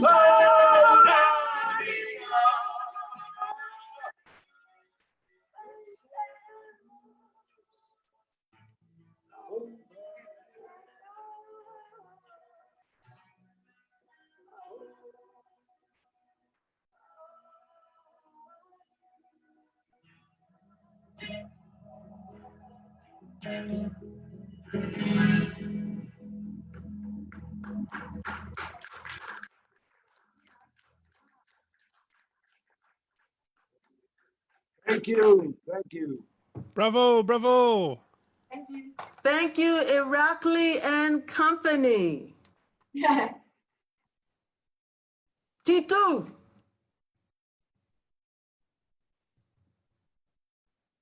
Sarah Purtle, what do you have to say to Irakli Kakabadze? I say that you just reached out your hand and you showed us that music changes. You show us that we're invincible. It was incredible to have you declare, we are coming, we are here. And you really, what you said in the beginning about taking a sense of responsibility, your music has just done this. It was unforgettable to hear you. So reach out a hand and grasp and stand with you. Thank you so much. And Mokoto is the basis of the song you're about to hear.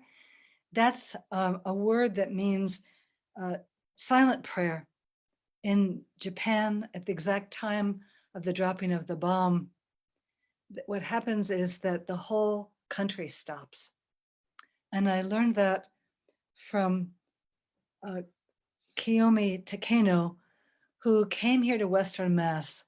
So when Charlie was talking about the Seabrook times, at that time, the first of a series of a necklace of nonviolent centers happened in our area, the area where Molly lives in Storm and Patton Tex, Western Mass. And Kiyomi taught us at our peace camp, journey camp, she taught us what happens in Japan. And so I wanted to bring that to you. One more thing of introduction. I feel in all of our music today, we're kind of putting together these puzzle pieces of resistance, because our center, Trap Rock, Klee, when you were talking about the uranium mines, in 1981, we made these charts facing the facts, and specifically had one whole chart about the uranium mines. And we also about the taking of the waste to Washington State. So pieces are really being put together tonight. This song is called One Flame. Today in Japan, at the time the bomb dropped, everything stops and hearts join in silence. My friend in Japan said, this is called Mokoto, a shared prayer for lives held in reverence. One common flame we will never forget. One common flame we will work, we will mend. One common flame we shout never again, and we lift up one more candle to light the flame of begin again. Try that line with me. We lift up one more candle, and we lift up one more candle to light the flame of begin again. Irakli, as you were bringing us to think of ourselves in one worldwide connection, this next verse talks about us as like one constellation, the light stronger than the bombs. I join my friend Kiyomi in a strong meditation. From our very bones we say war must end. Across the world we form one strong constellation of unknown friend to friend to friend to friend. One common flame we will never forget. One common flame we will work, we will mend. One common flame we shout never again, and we lift up one more candle to light the flame of begin again. And we lift up one more candle to light the flame of begin again. Begin again. The bombs can't have the last word. Begin again. Let our voices be heard. We light the candle of never again, and we lift up begin again, begin again, begin again.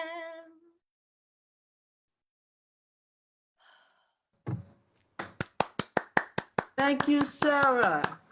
Russ Chandler, what do you have to tell Sarah? Hello. Thank you, Sarah. I thought that was absolutely glorious. It did make me think that it's often said that they dropped the bomb on Hiroshima to end the war. In fact, they didn't know what effect a nuclear bomb would have, or an atomic bomb would have on a city. So they chose Hiroshima because it was a virgin target and had never been bombed. Unfortunately, they miscalculated. The buildings in Hiroshima were predominantly of traditional Japanese build with paper walls and so on. So they didn't really get a very good measure of the sort of damage an atom bomb could do. So that's why they chose Nagasaki next. It was an industrial town, and it gave them more information. It was a prima facie war crime, and they do it again tomorrow. And as Sarah says, unless we stop them, with the war drums beating against China already, they will do it again tomorrow. So, hello from the People's Republic of Walthamstow in northeast London. It's very nice to see such great music and to see so many friends.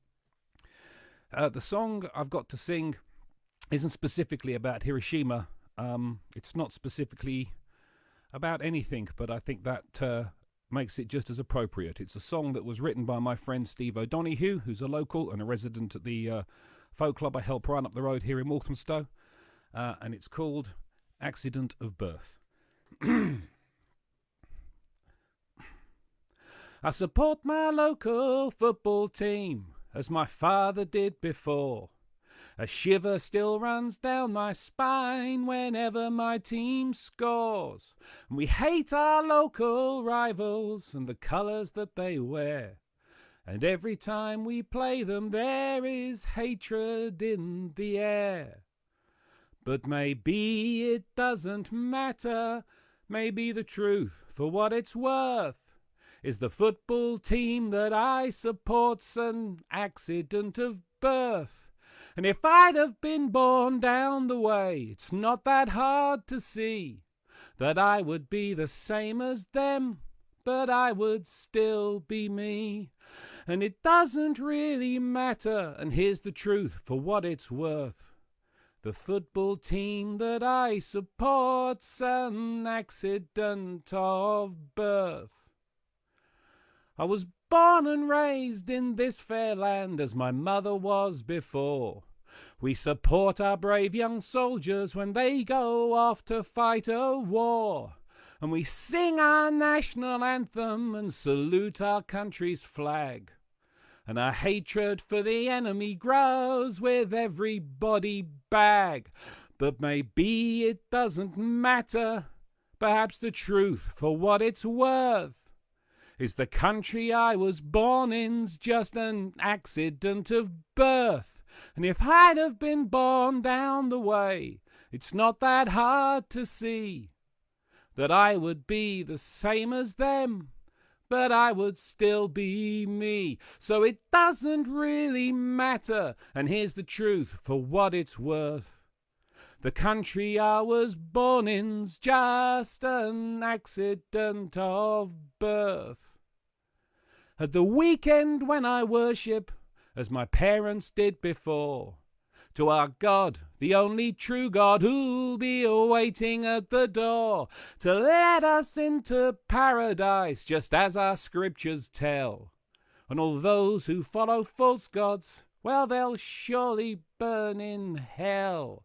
Or maybe it doesn't matter, perhaps the truth, for what it's worth, is the God to whom we pray is just an accident of birth.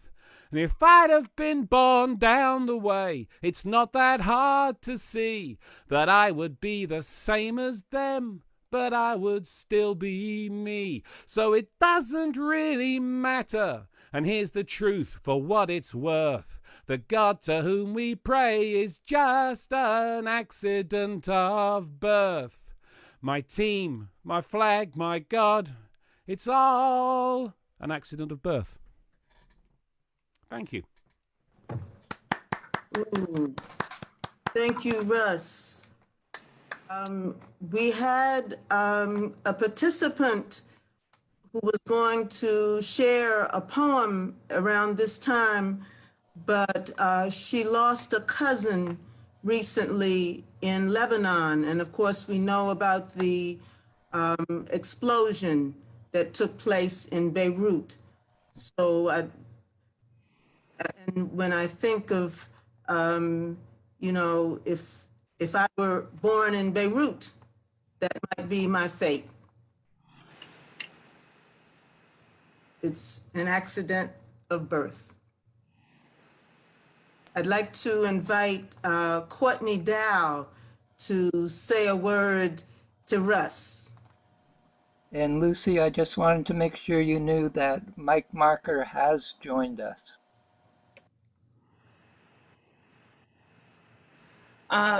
Thank you, Lucy and Russ. That was so powerful and so true. Really resonates. So much of what we consider to be our identities is really so much about circumstance, and it's very easy to separate ourselves from what's happening to our fellow human beings based off of some kind of superficial,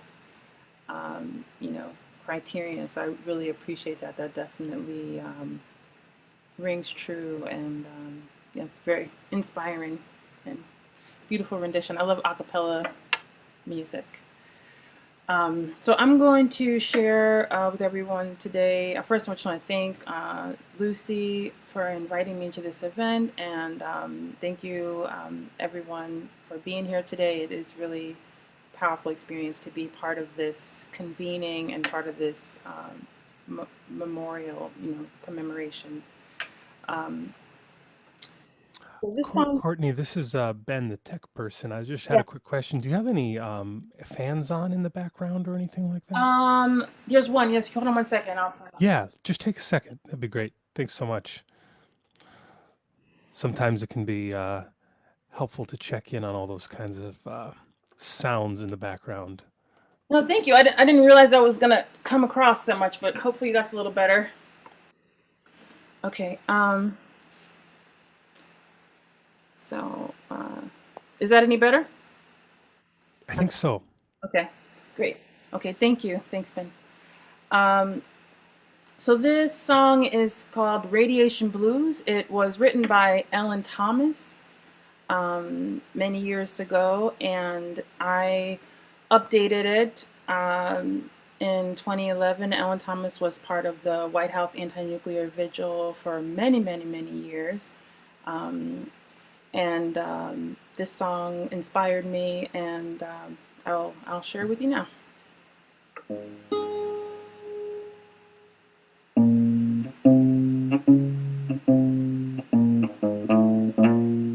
It's the 6th of August. The sky is overcast.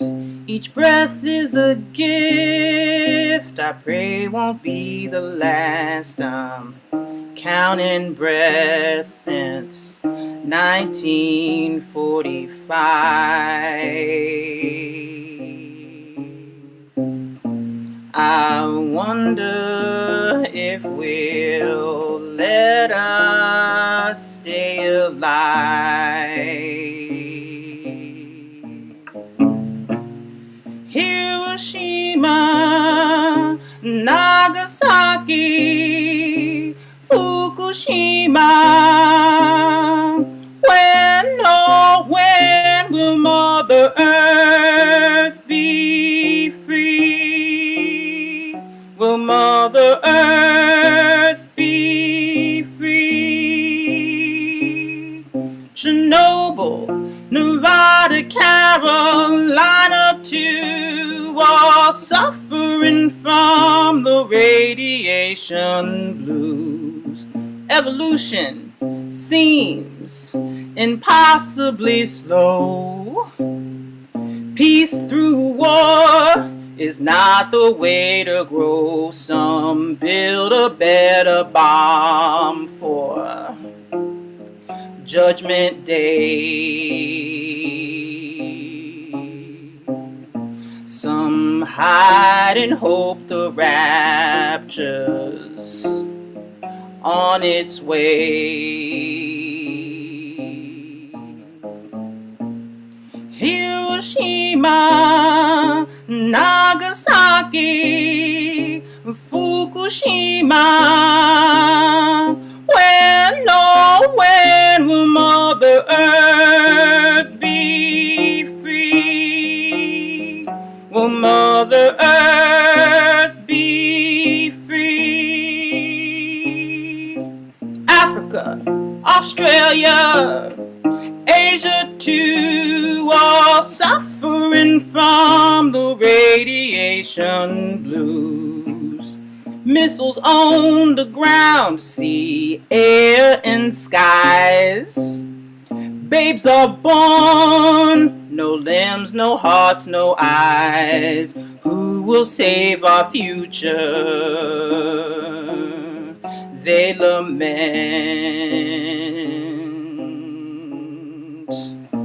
And what about computer accidents?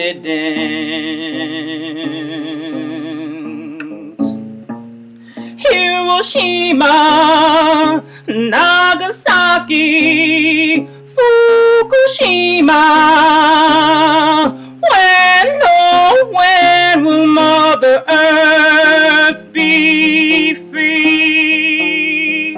Will Mother Earth be free?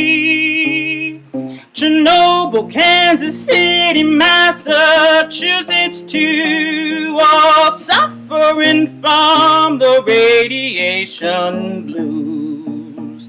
If you don't want the radiation blues, listen closely now to what you gotta do. Clean up that nuclear waste. Abolish nuclear bombs.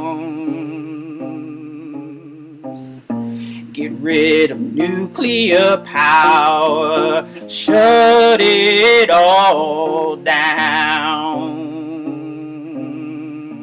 Everybody!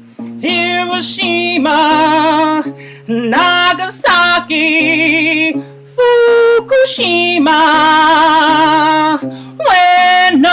When will Mother Earth be free? Will Mother Earth be free? Chernobyl, Kansas, and me too, all suffering from the radiation blues.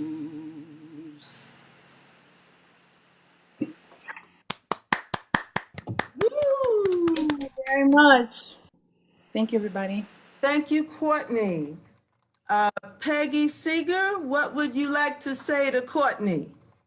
I would like to say that was complete, Courtney. It was, the accompaniment was perfect. Your voice was perfect. Your voice is a woman's voice, just so passionate. I mean, quite apart from the fact you are beautiful to look at, the song was so well chosen. When will the earth be free? And that would almost lead on, free of what? Free of us? When will we be free of us and the things we do? You know, perfect song. I'm a terrible critic, and you get 12 out of 10 for that. You really do. Really, I was thrilled with it. So thank you. Thank you so much. Very much. I'm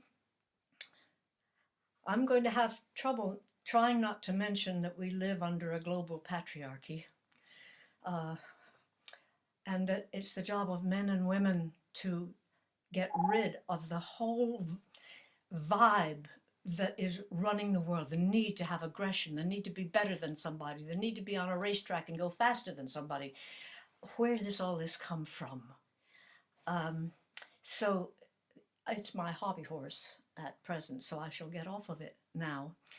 And I'll just say that I remember seeing the newspapers in Washington, D.C. on the 6th of August in Washington, D.C. I was 6 years old, and the headlines were this big. And my father went totally silent with tears running down his face. War has been in my life since I've been a child. We regard it as normal. And we say, oh, they are doing this, they are doing that. We allow it. And so I've chosen today not to sing about the horrors, not to sing about the things that have haunted me about nuclear power and nuclear wars since I was a child. I won't sing about those at this point. It's been very well sung about so far. Instead, I'm going to sing a song that I made years ago, and it's a song of hope. It's a song of weariness, that we still have to fight this shit, you know? It never seems to go away. So this is my song. It's called Oh, How I Long for Peace. Oh, how I long for peace among the peoples and the nations. How I long to halt the plunder of the wonders of creation. Oh, how I long for peace. I cannot understand how the sisters, wives, and mothers cannot stop the slaughter of the husbands, sons, and brothers. Oh, how I long for peace among the peoples and the nations. How I long to halt the plunder of the wonders of creation. Oh, how I long for peace. There never will be peace till men abandon fighting as the way to deal with problems that prevent us from uniting. Oh, how I long for peace among the peoples and the nations. How I long to halt the plunder of the wonders of creation. Oh, how I long for peace. The profits made from war, there's few that can resist them. Hypocrisy and greed control the lifeblood of our system. Oh, how I long for peace among the peoples and the nations. How I long to halt the plunder of the wonders of creation. Oh, how I long for peace. The earth can wait no longer for political permission. Sit down, disrupt, do anything to make the whole world listen. Oh, how I long for peace among the peoples and the nations. How I long to halt the plunder of the wonders of creation. Oh, how I long for peace. Well, I might try Pete Seeger on this and give you the line and then you repeat it. Oh, how I long for peace. Try it.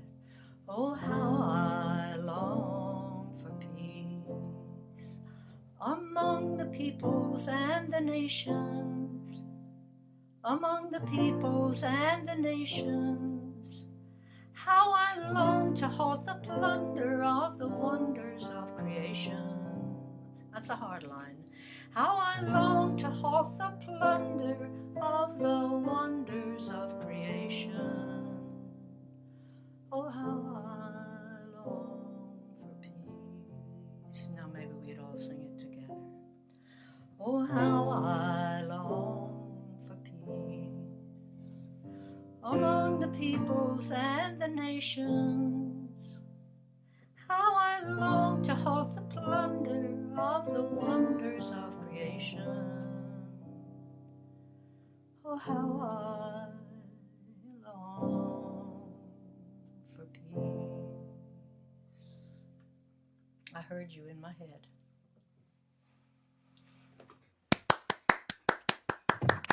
Thank you, Peggy.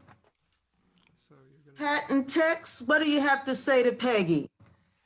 Well, for 40 years, I've been wanting to see Peggy sing. She's one of my heroes. Goes way, way back. Pat and I are here down in Greenfield, Massachusetts, in the U.S. We have a song that we wrote with the Clamshell Alliance. We were in an occupation up in Seabrook, New Hampshire, and this is where we met Charlie King. The nuclear plant was being constructed up there in 1977. We were arrested and held in the Manchester Armory for a couple of weeks, and we wrote this song while we were there. So this kind of tells where we came from at that point.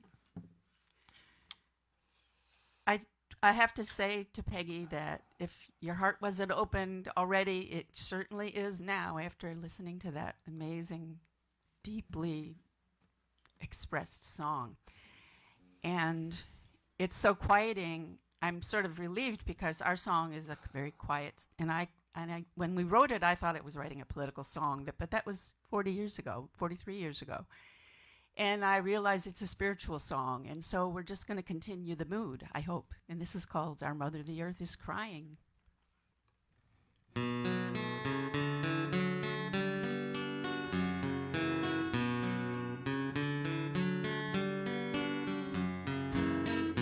Leaves swirling round and round, touching down on sacred ground, asking us to listen, simply listen. Our mother, the earth, is crying. Who will listen? Leaves that had braved a seaside cold, saved up to let us know. Children, my tears are your pain, your fears of ruin. Tears of joy, tears of rage, who will listen? Our mother, the earth, is crying. Who will listen? Children rise up marching, singing praises to her words. North, south, east, and west, stand tall for Mother Earth. Build your homes upon the dust, reclaim that rocky field, then sit and proudly listen. Our bodies speak our will.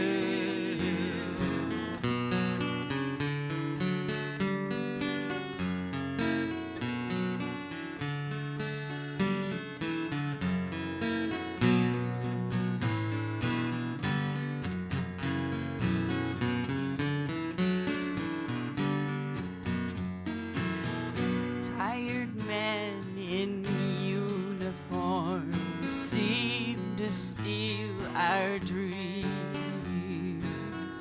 Buses, army caravans, assembly lines, machines. But people are hugging people, new leaves are budding forth.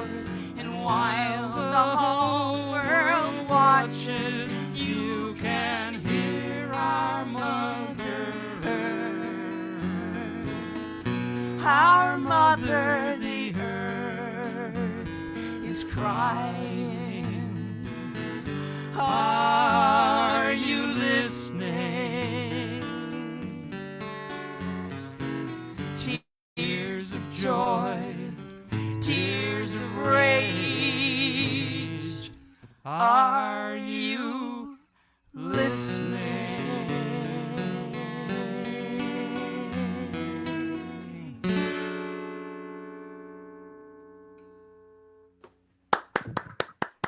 Thank you, Pat and Tex. Margaret Walter, I know you're a long way away, but if you would unmute and share a word with Pat and Tex. Pat and Tex, I really enjoyed that. The musicality, the harmonies, and the passion in the song. We've had a few references to Mother Earth, and thank you for that very much. I feel very privileged to be here from Sydney, Australia, and where it's quite early morning. And it's lovely to be part of this international concert. Thank you for inviting me, Stone and Lucy, for all your organising, and Ben and everyone in the team. The song I've chosen is one by Frankie Armstrong, a wonderfully inspiring woman from England. I was just in touch with her, and she, right now, is singing at a concert, a campaign against nuclear armament in England. And when I first heard this song, it was in the early 80s, when Frankie was visiting Sydney. And more than any other song, it's opened my eyes to the need for us to protest against nuclear warfare. I was at a seminar last night, and the fellow said there are no winners in a nuclear war. No, nuclear warfare doesn't decide who's right, only who's left, which is a rather somber thought. The song is called Shall There Be Womanly Times, and Frankie took that phrase from the writing of a man, so it's not just addressed to women. It's calling for us all to draw out the nurturing that's within us all, and to look after the earth and its wonders. When I recorded the song, I was joined by Christina Mamoki, who's joined us in the array, but she's the other side of Sydney and couldn't be here to sing the harmonies. So I'm relying on you all to be joining in the chorus. It's a call and response song, and the first response is a question. Shall there be womanly times, or shall we die? And the second response is a defiant no. There will be womanly times. We will not die. They fear the dove, they clip her wings. Shall there be womanly times, or shall we die? But still she flies, and still we sing. There will be womanly times, we will not die. The missiles lie in concrete tombs. Shall there be womanly times, or shall we die?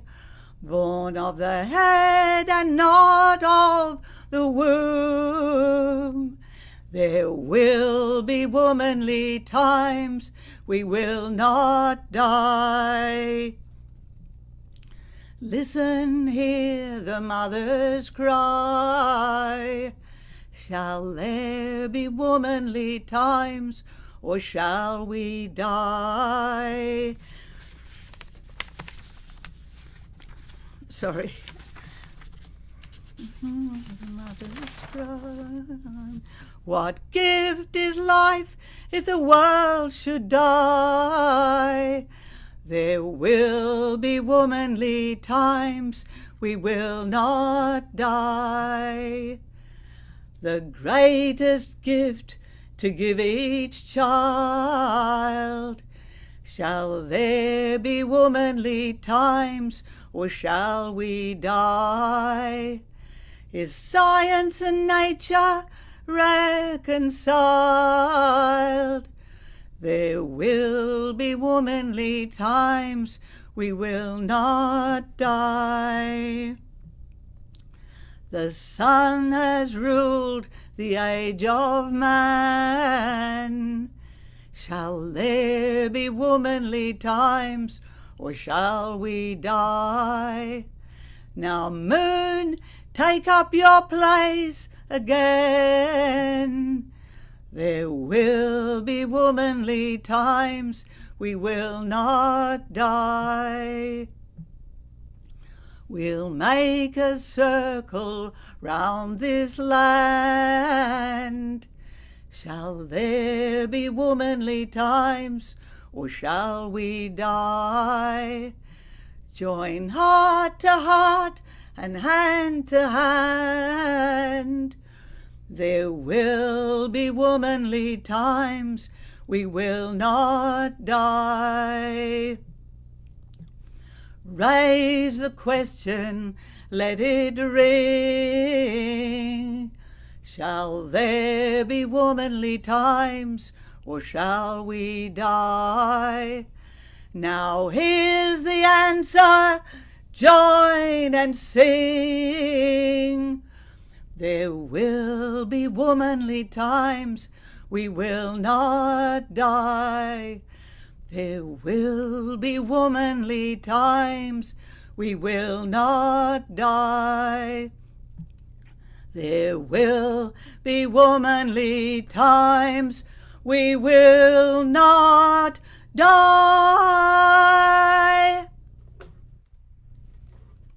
Frankie Armstrong. Oh, thank you, Margaret. And I know it's so early where you are, but your voice is so strong. And yes, there will be womanly times. Thanks to Frankie. I'd like to just take a moment because I understand that people in other parts of the world really enjoy hearing Americans sing about peace. Lo yisa goyel goyereb, lo yilmadu od milchama. Lo yisa goyel goyereb, lo yilmadu od milchama. Lo yisa goyel goyereb, lo yilmadu od milchama. Lo yisa goyel goyereb, lo yilmadu od milchama. Let everyone neath their vine and fig tree live in peace and unafraid. Let everyone neath their vine and fig tree live in peace and unafraid. And into plowshares beat their swords. Nations shall learn war no more. And into plowshares beat their swords. Nations shall learn war no more.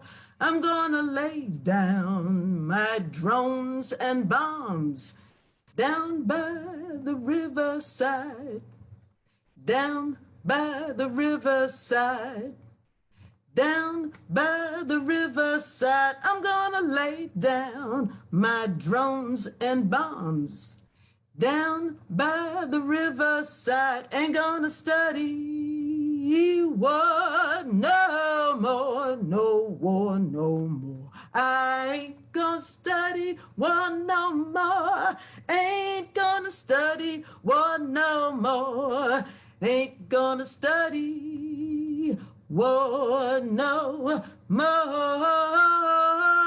I ain't gonna study war no more. Ain't gonna study war no more. Ain't gonna study war no more. Woo-hoo! Thank you for singing with me. And up next, we have Molly Scott. I just want to say, as we bring Molly up to this stage, I think we're going to have Mike Marker go after Molly, which is a slight change in the schedule, and then finish up with Fred Small. Take it away, Molly. Oh, okay. Oh, Lucy. Whoa. I have to say to all of you, thank you so much for including me in this. This is a life changer. You've just lit my spark here. You know, friend to friend to friend to friend, as Sarah said, and begin again, begin again, begin again. And I was a child when this bomb dropped. And, you know, in a safe little environment, and nobody was talking about it very much. My parents didn't talk about it very much.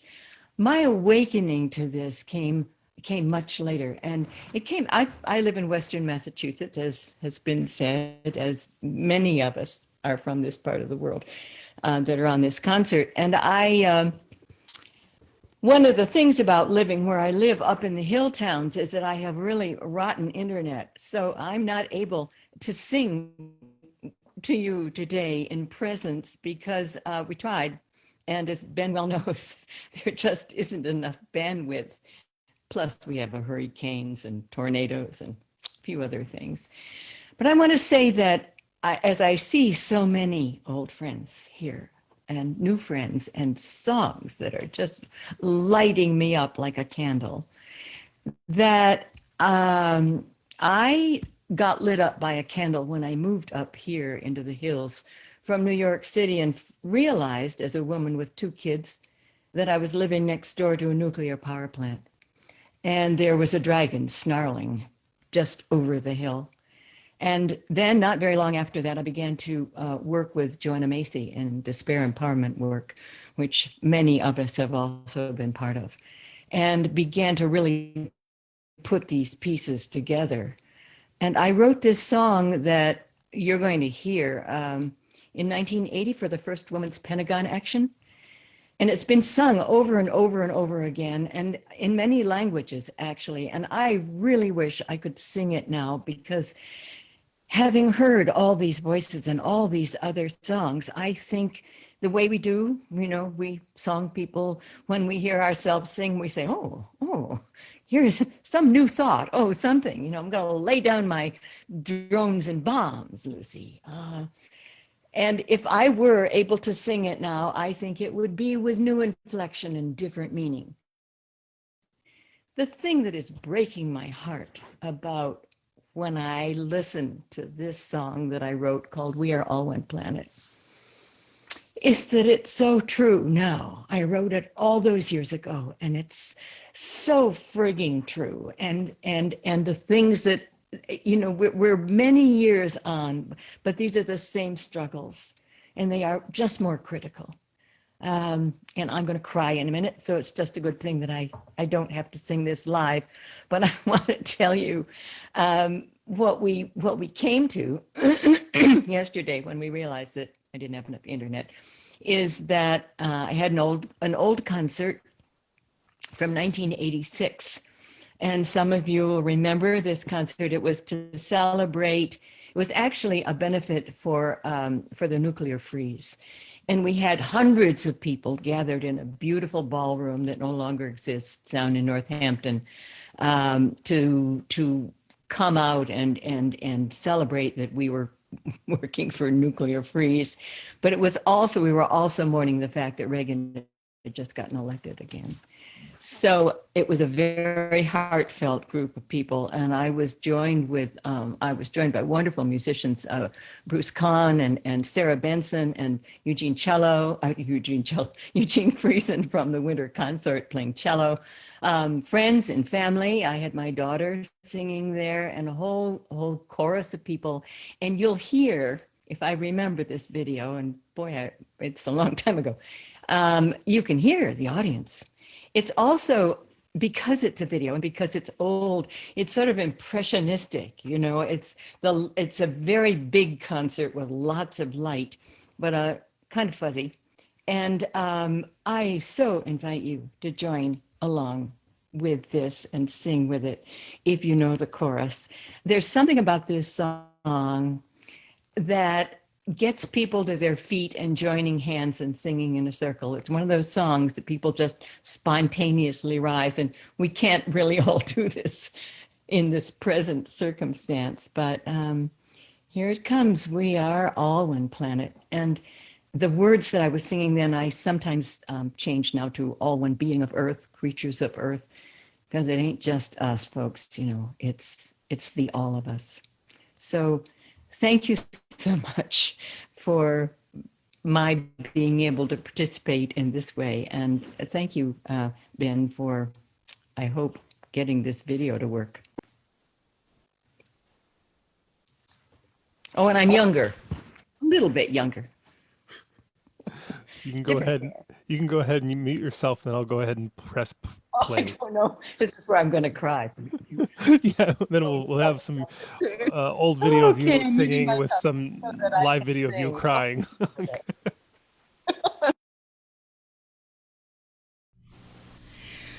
We are all one planet, all one people of Earth, all one planet, sharing our living, our dying, our birth, and we won't stand by watching her die, hearing her cry and deny. We live as she lives, we die as she dies.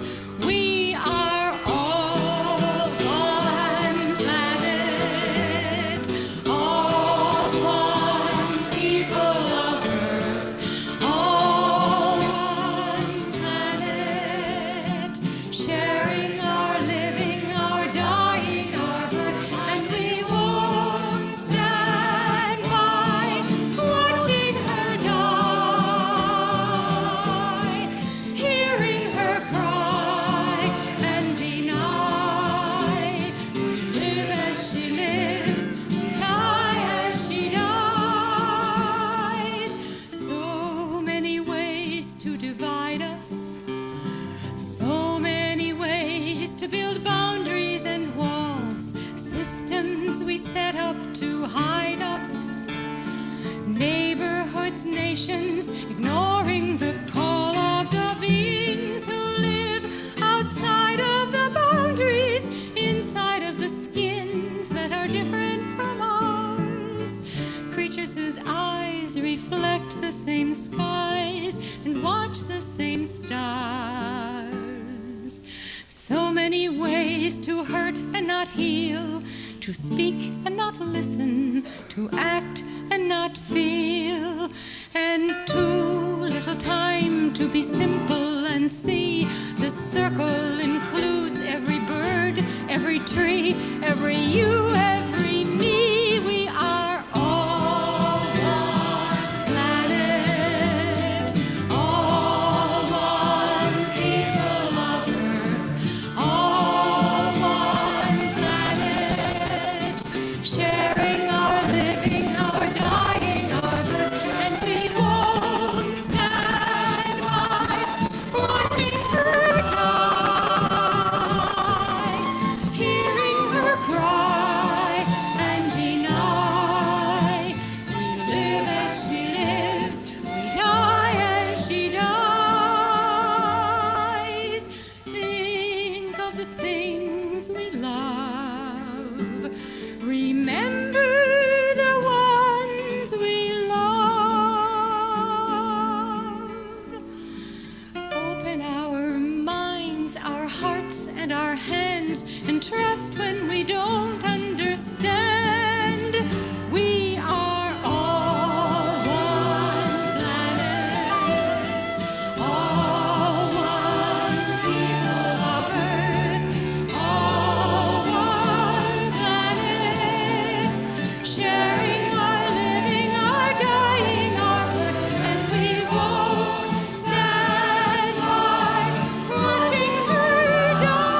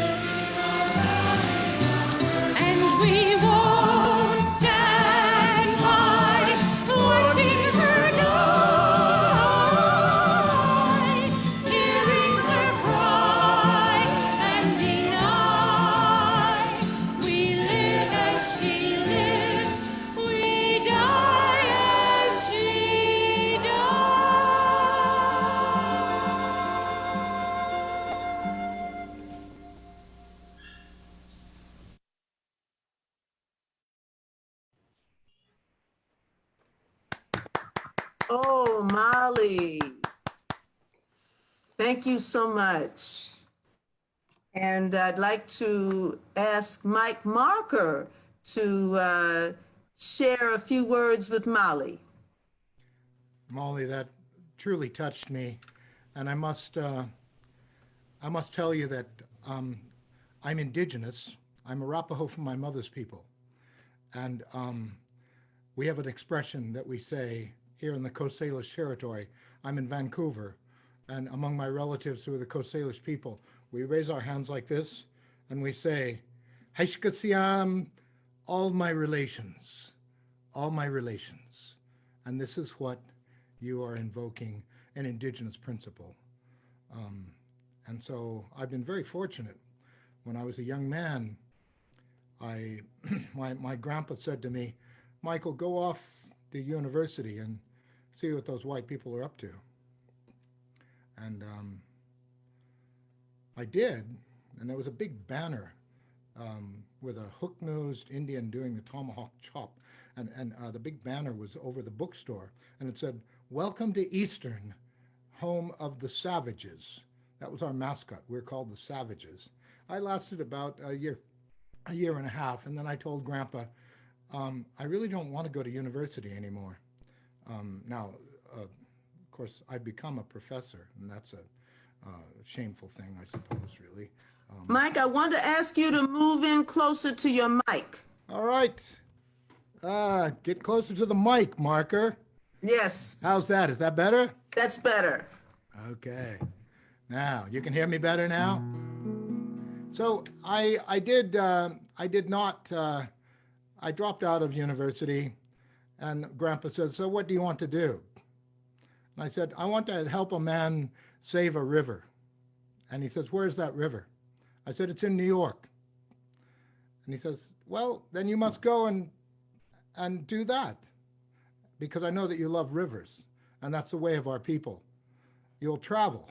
And so I hitchhiked out to New York, and I was taken in by Peter and Toshi Seeger, and I did 3 terms of service on the sloop Clearwater. And before I left, Grandpa says, tell me, Michael, how does a man save a river? I said, he uses a banjo, Grandpa. He uses a banjo. So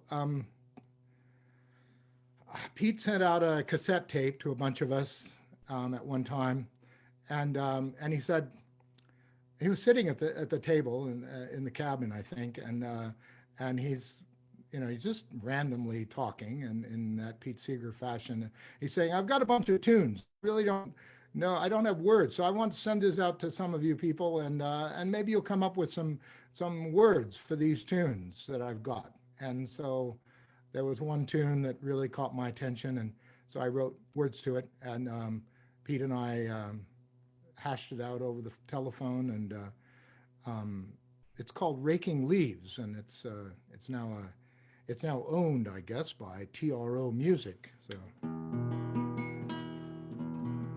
I was going to do a song by my great friend and mentor, the late Utah Phillips, but it's just too bloody sad. It's a song about the Enola gay that dropped the bomb, and it's a beautiful Mike, song, but it's way too sad. Can I check something? This is the voice of the tech person coming from the ether. Quick question for you on your settings. Do you have this setting in Zoom called original sound? Do you have it enabled? I believe I do. Let's Does the words up there say preferences, turn? original sound? Do I go to general for that? So if you have it in the Zoom meeting, do you have a button that says something about original sound in your upper left-hand corner when you look at all of our faces? So this would be. I don't see. Normally it shows up. So how do I turn it on? Let's just do a quick tutorial, and this would be good for everybody watching at home as well. So what you're going to do, just follow. I see the original sound coming up there. Yeah, Tell me how to turn it on. if you have it enabled, I'll just show you. So you're going to go to that arrow button right next to your mute button, and then you're going to press audio settings, and just tell me okay. And then you're going to skip over to advanced, which is in the lower right-hand corner. Got it. Good. And then at the top, it says show in meeting option to enable original sound. And you're going to check that box. At the top where? at the top there of your we go. Yeah, audio. it's checked in. It says, good. Show in meeting option to enable original sound from microphone, and it's got a check. And then of course Good. it has the disable on suppressed persistent and all disable on everything else. Oh, great. Okay, so then you have that I've got that. there. Is something not working in terms of the tech? Well, I was just sometimes it's unclear to me as a listener, but I'm just checking it with you. So then in the upper left hand Lucy wanted me corner, to get closer to the microphone. That's separate from what I'm talking about. Okay. But then Are you just in hearing your that upper weird left hand thing that doesn't let guitar sound very good? A little bit, but I'm just going to go through that last check on the checklist, and it's in your upper left-hand corner of the screen. You're going to see a button that says "Turn on original sound," or it might say "Turn off original sound," and then you press "Turn on original sound." Yeah, I've got that. And then that button, and then the button turns to blue, and it says "Turn off original sound." That's right. Great. That's it. Okay. all Then I think you have that setting in place. So sorry if that was unhelpful, but thought I'd not step in unhelpful and offer No, you that. Ben, you're doing an amazing job, and I sent you a quick text to tell you how grateful I am that you're doing this, and I think you're just, you're a kick-ass sound man. That's all. Well, you're very welcome. We can only help each other, and we're so happy to have you, and so excited to hear you. Well, I'm so grateful to be the best here. possible years voice. ago, before I became a bloody academic, I traveled around, and I sort of made a living, such as it was, as a folk singer. I mean, that's the old joke of the folk singer who wins the lottery, and they said, "What are you going to do with all the money?"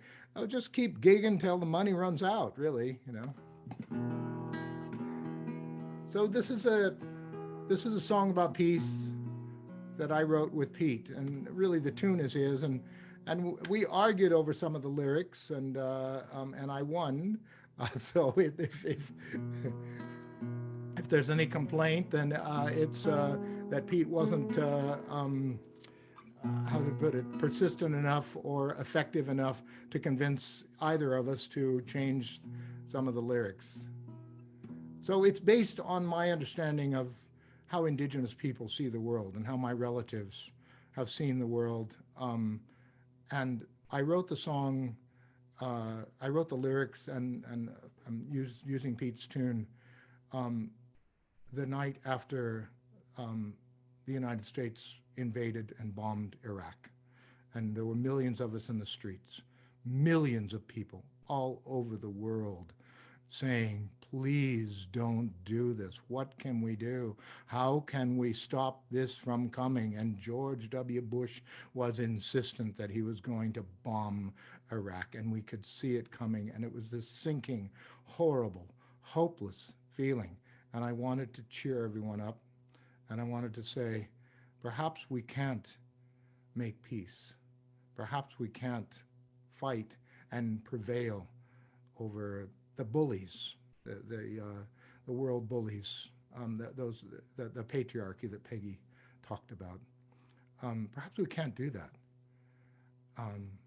but we can continue. We continue. We never give up, and we offer a prayer. And this is our Indigenous principle, and it's with Indigenous people all over the world. They talk about prayers. It's a way to invoke a metaphysical dimension that we believe in. And it is to say that the spirit of this earth has a metaphysical proportion, and that somehow, some way, through our work and our struggle, we will arrive at a season of peace. So the chorus goes like this. I say a prayer to the changing sky for a season of peace once more.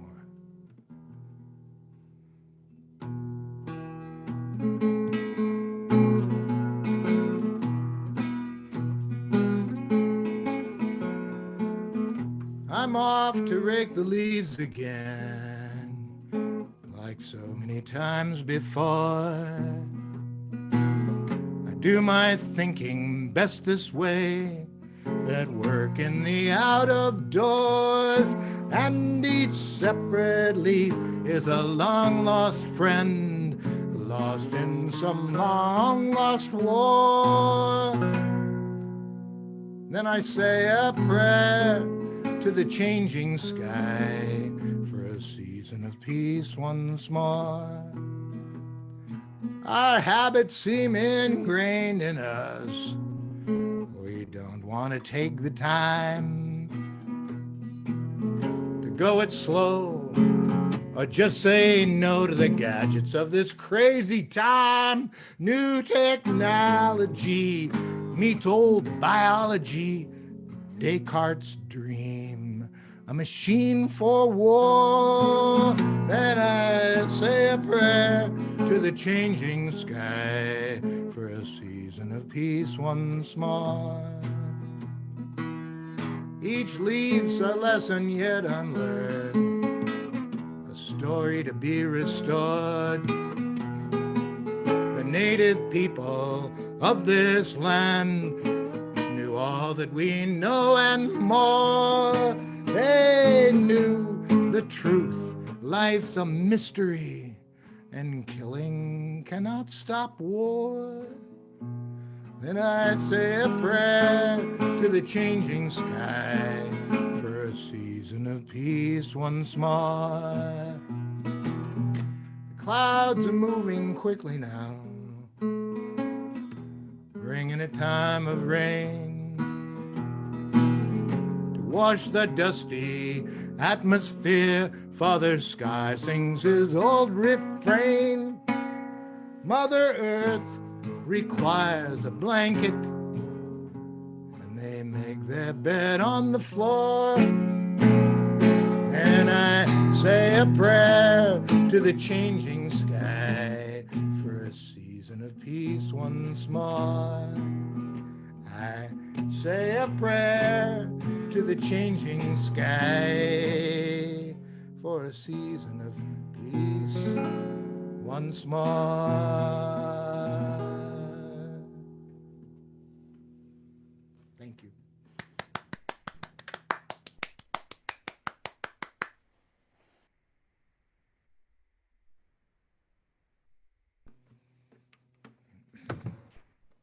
Thank you, Mike. Fred Small, what do you have to say to Mike? Oh, goodness.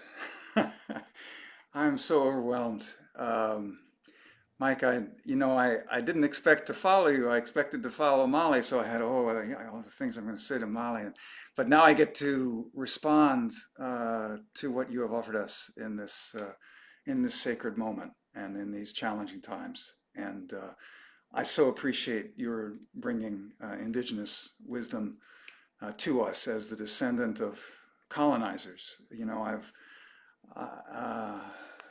the history of this country is so painful, and I'm learning to listen ever more deeply to indigenous people, indigenous stories, because I think in that tradition and lineage lies our salvation.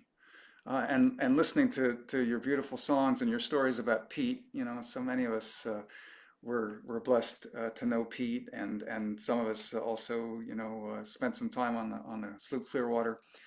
So and as you said, all my relations, we are, and Molly's song, of course, as well, all beings called Earth.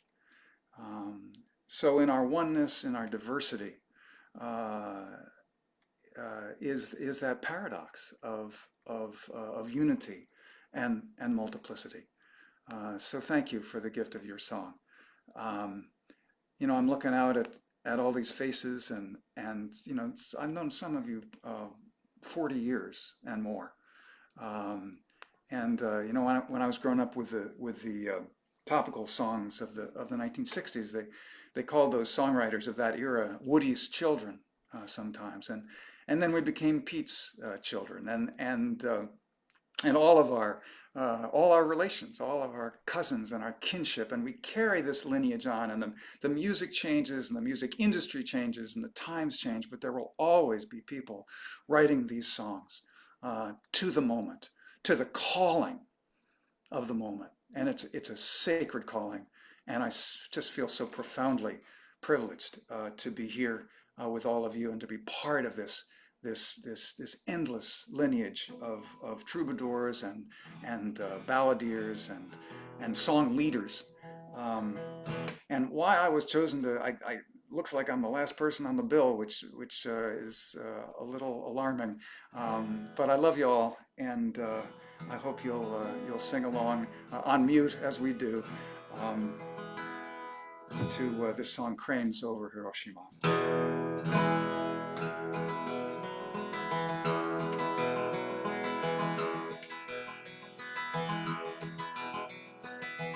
The baby blinks her eyes as the sun falls from the sky. She feels the stings of 1,000 fires as the city around her dies. Some sleep beneath the rubble, some wake to a different world. From the crying babe will grow a laughing girl. 10 summers fade to autumn, 10 winter snows have passed. She's a child of dreams and dances, she's a racer strong and fast.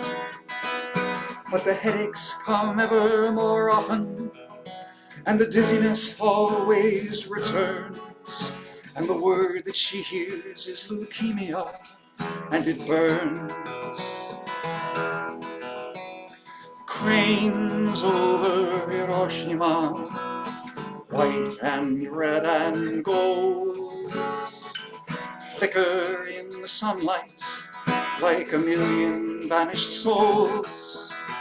I will fold these cranes of paper to 1,000 one by one, and I'll fly away when I am done. Her ancestors knew the legend. If you make 1,000 cranes from squares of colored paper, it will take the pain away.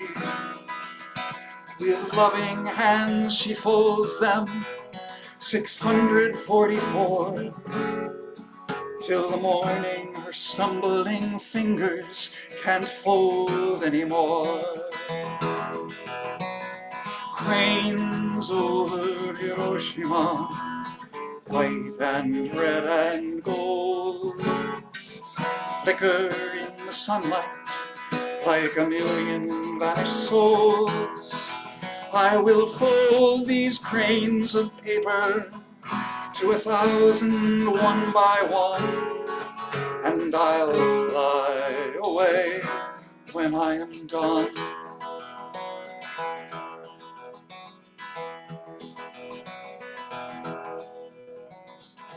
Her friends did not forget her. Crane after crane they made, until they reached 1,000 and laid them upon her grave.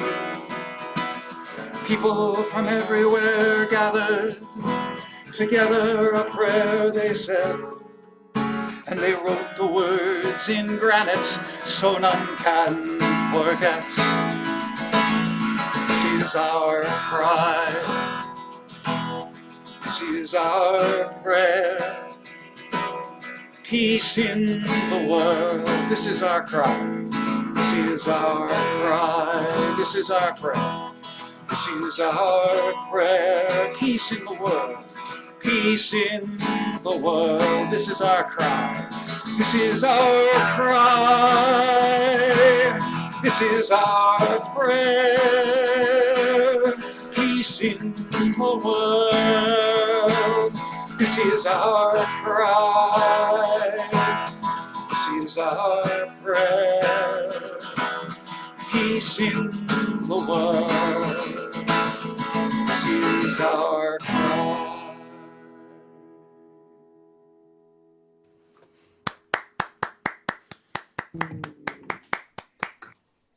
Thank you, Fred, for giving us the best words at the end.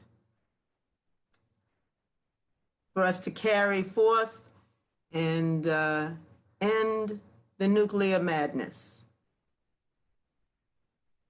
I'd like to say good morning, good afternoon, good evening to everybody. And Ben, do you have, or Storm, do you have some closing words for us? I would just like to say thank you so much for all that every performer has contributed today. This would not have been the same concert had any one of you not been present. I believe that we have addressed every part of the cycle, and we have brought some words of joy and some words of hope that we will do what we can to keep going on and to bring about a world where the fear that many of us have known in our lives does not have to be present. Thank you all so much. Thank you, Storm.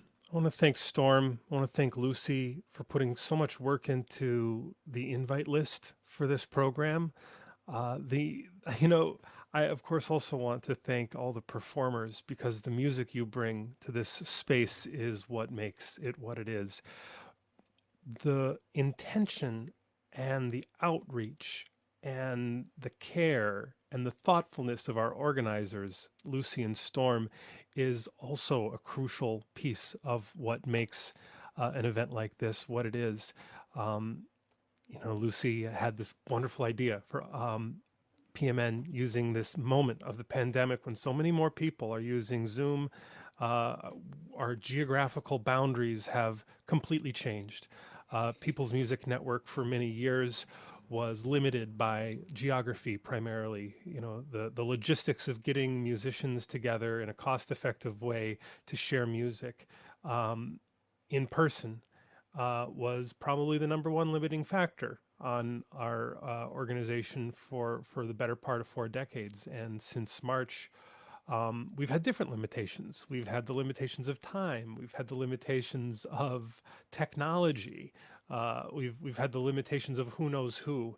And by stepping up and inviting everybody together for this incredible event, Lucy and Storm and Steve Deasy and Ted Warmbrand, you have helped us transcend those boundaries. And I'm very deeply grateful for that. I do just want to say that we have events like this every single week. And I'm going to share my screen and just tell you about a few of them. If you go to peoplesmusic.org, this is what it looks like. Y'all see the website, People's Music Network for Songs of Freedom and Struggle? Yeah, give me a thumbs up. Good. All right. And when you are here, you would just go to events. We have some information about in-person gatherings because that's the main thing that we used to do. Could everybody go ahead and make sure you're muted right now? I'm going to mute all. Thank you. All right. And yeah, there's a lot of information on the in-person events that we've done in the past. And then right now is the events that we're doing right now, online events. And this just gives you a sense of what's coming up. So August 13th, we have a Songs of Freedom and Struggle online song swap. So that's open to all members of PMN. Grain of Salt, workshopping songs in progress with a political edge. Pat Lamana, a member of PMN, and Charlie King, a founding member of PMN who also performed earlier today, are going to be leading that workshop. That's not going to be broadcast on Facebook Live or anything. That's just a program that we're going to be doing for the members, sharing peer feedback on songwriting. So this is especially for any songwriter out there who would like to bring their work in progress of a political song to peers who would like to give generous and critical feedback on that. And then the Transatlantic Song Swap, this is another international thing that we started. We did another one of these back in July, particularly focused on artists in the UK and the United States. So Steve Suffett is working with us to actually put together the invitation list for artists in the UK. Feel free to reach out if you're interested, and feel free to sign up as a PMN member if you're interested. Sisters singing. Oh, and then that's actually already took place in the past. So with that, I just want to put that away and encourage folks to learn more about us on peoplesmusic.org, and we are constantly developing new ideas for programs because that's what actually helps us stay connected, as I think today's program attests. That's all I've got to say. And Lucy, do you want to say the final word before we move along? Just like to, just like to say thank you to everyone, and I hope to see you soon. Wonderful. What I'm going to do is end the live stream right now. Thanks everybody for tuning in. For the artists and our audience still on the Zoom call, we can hang out and chat informally if you'd like. Good night, good afternoon, good morning. Goodbye.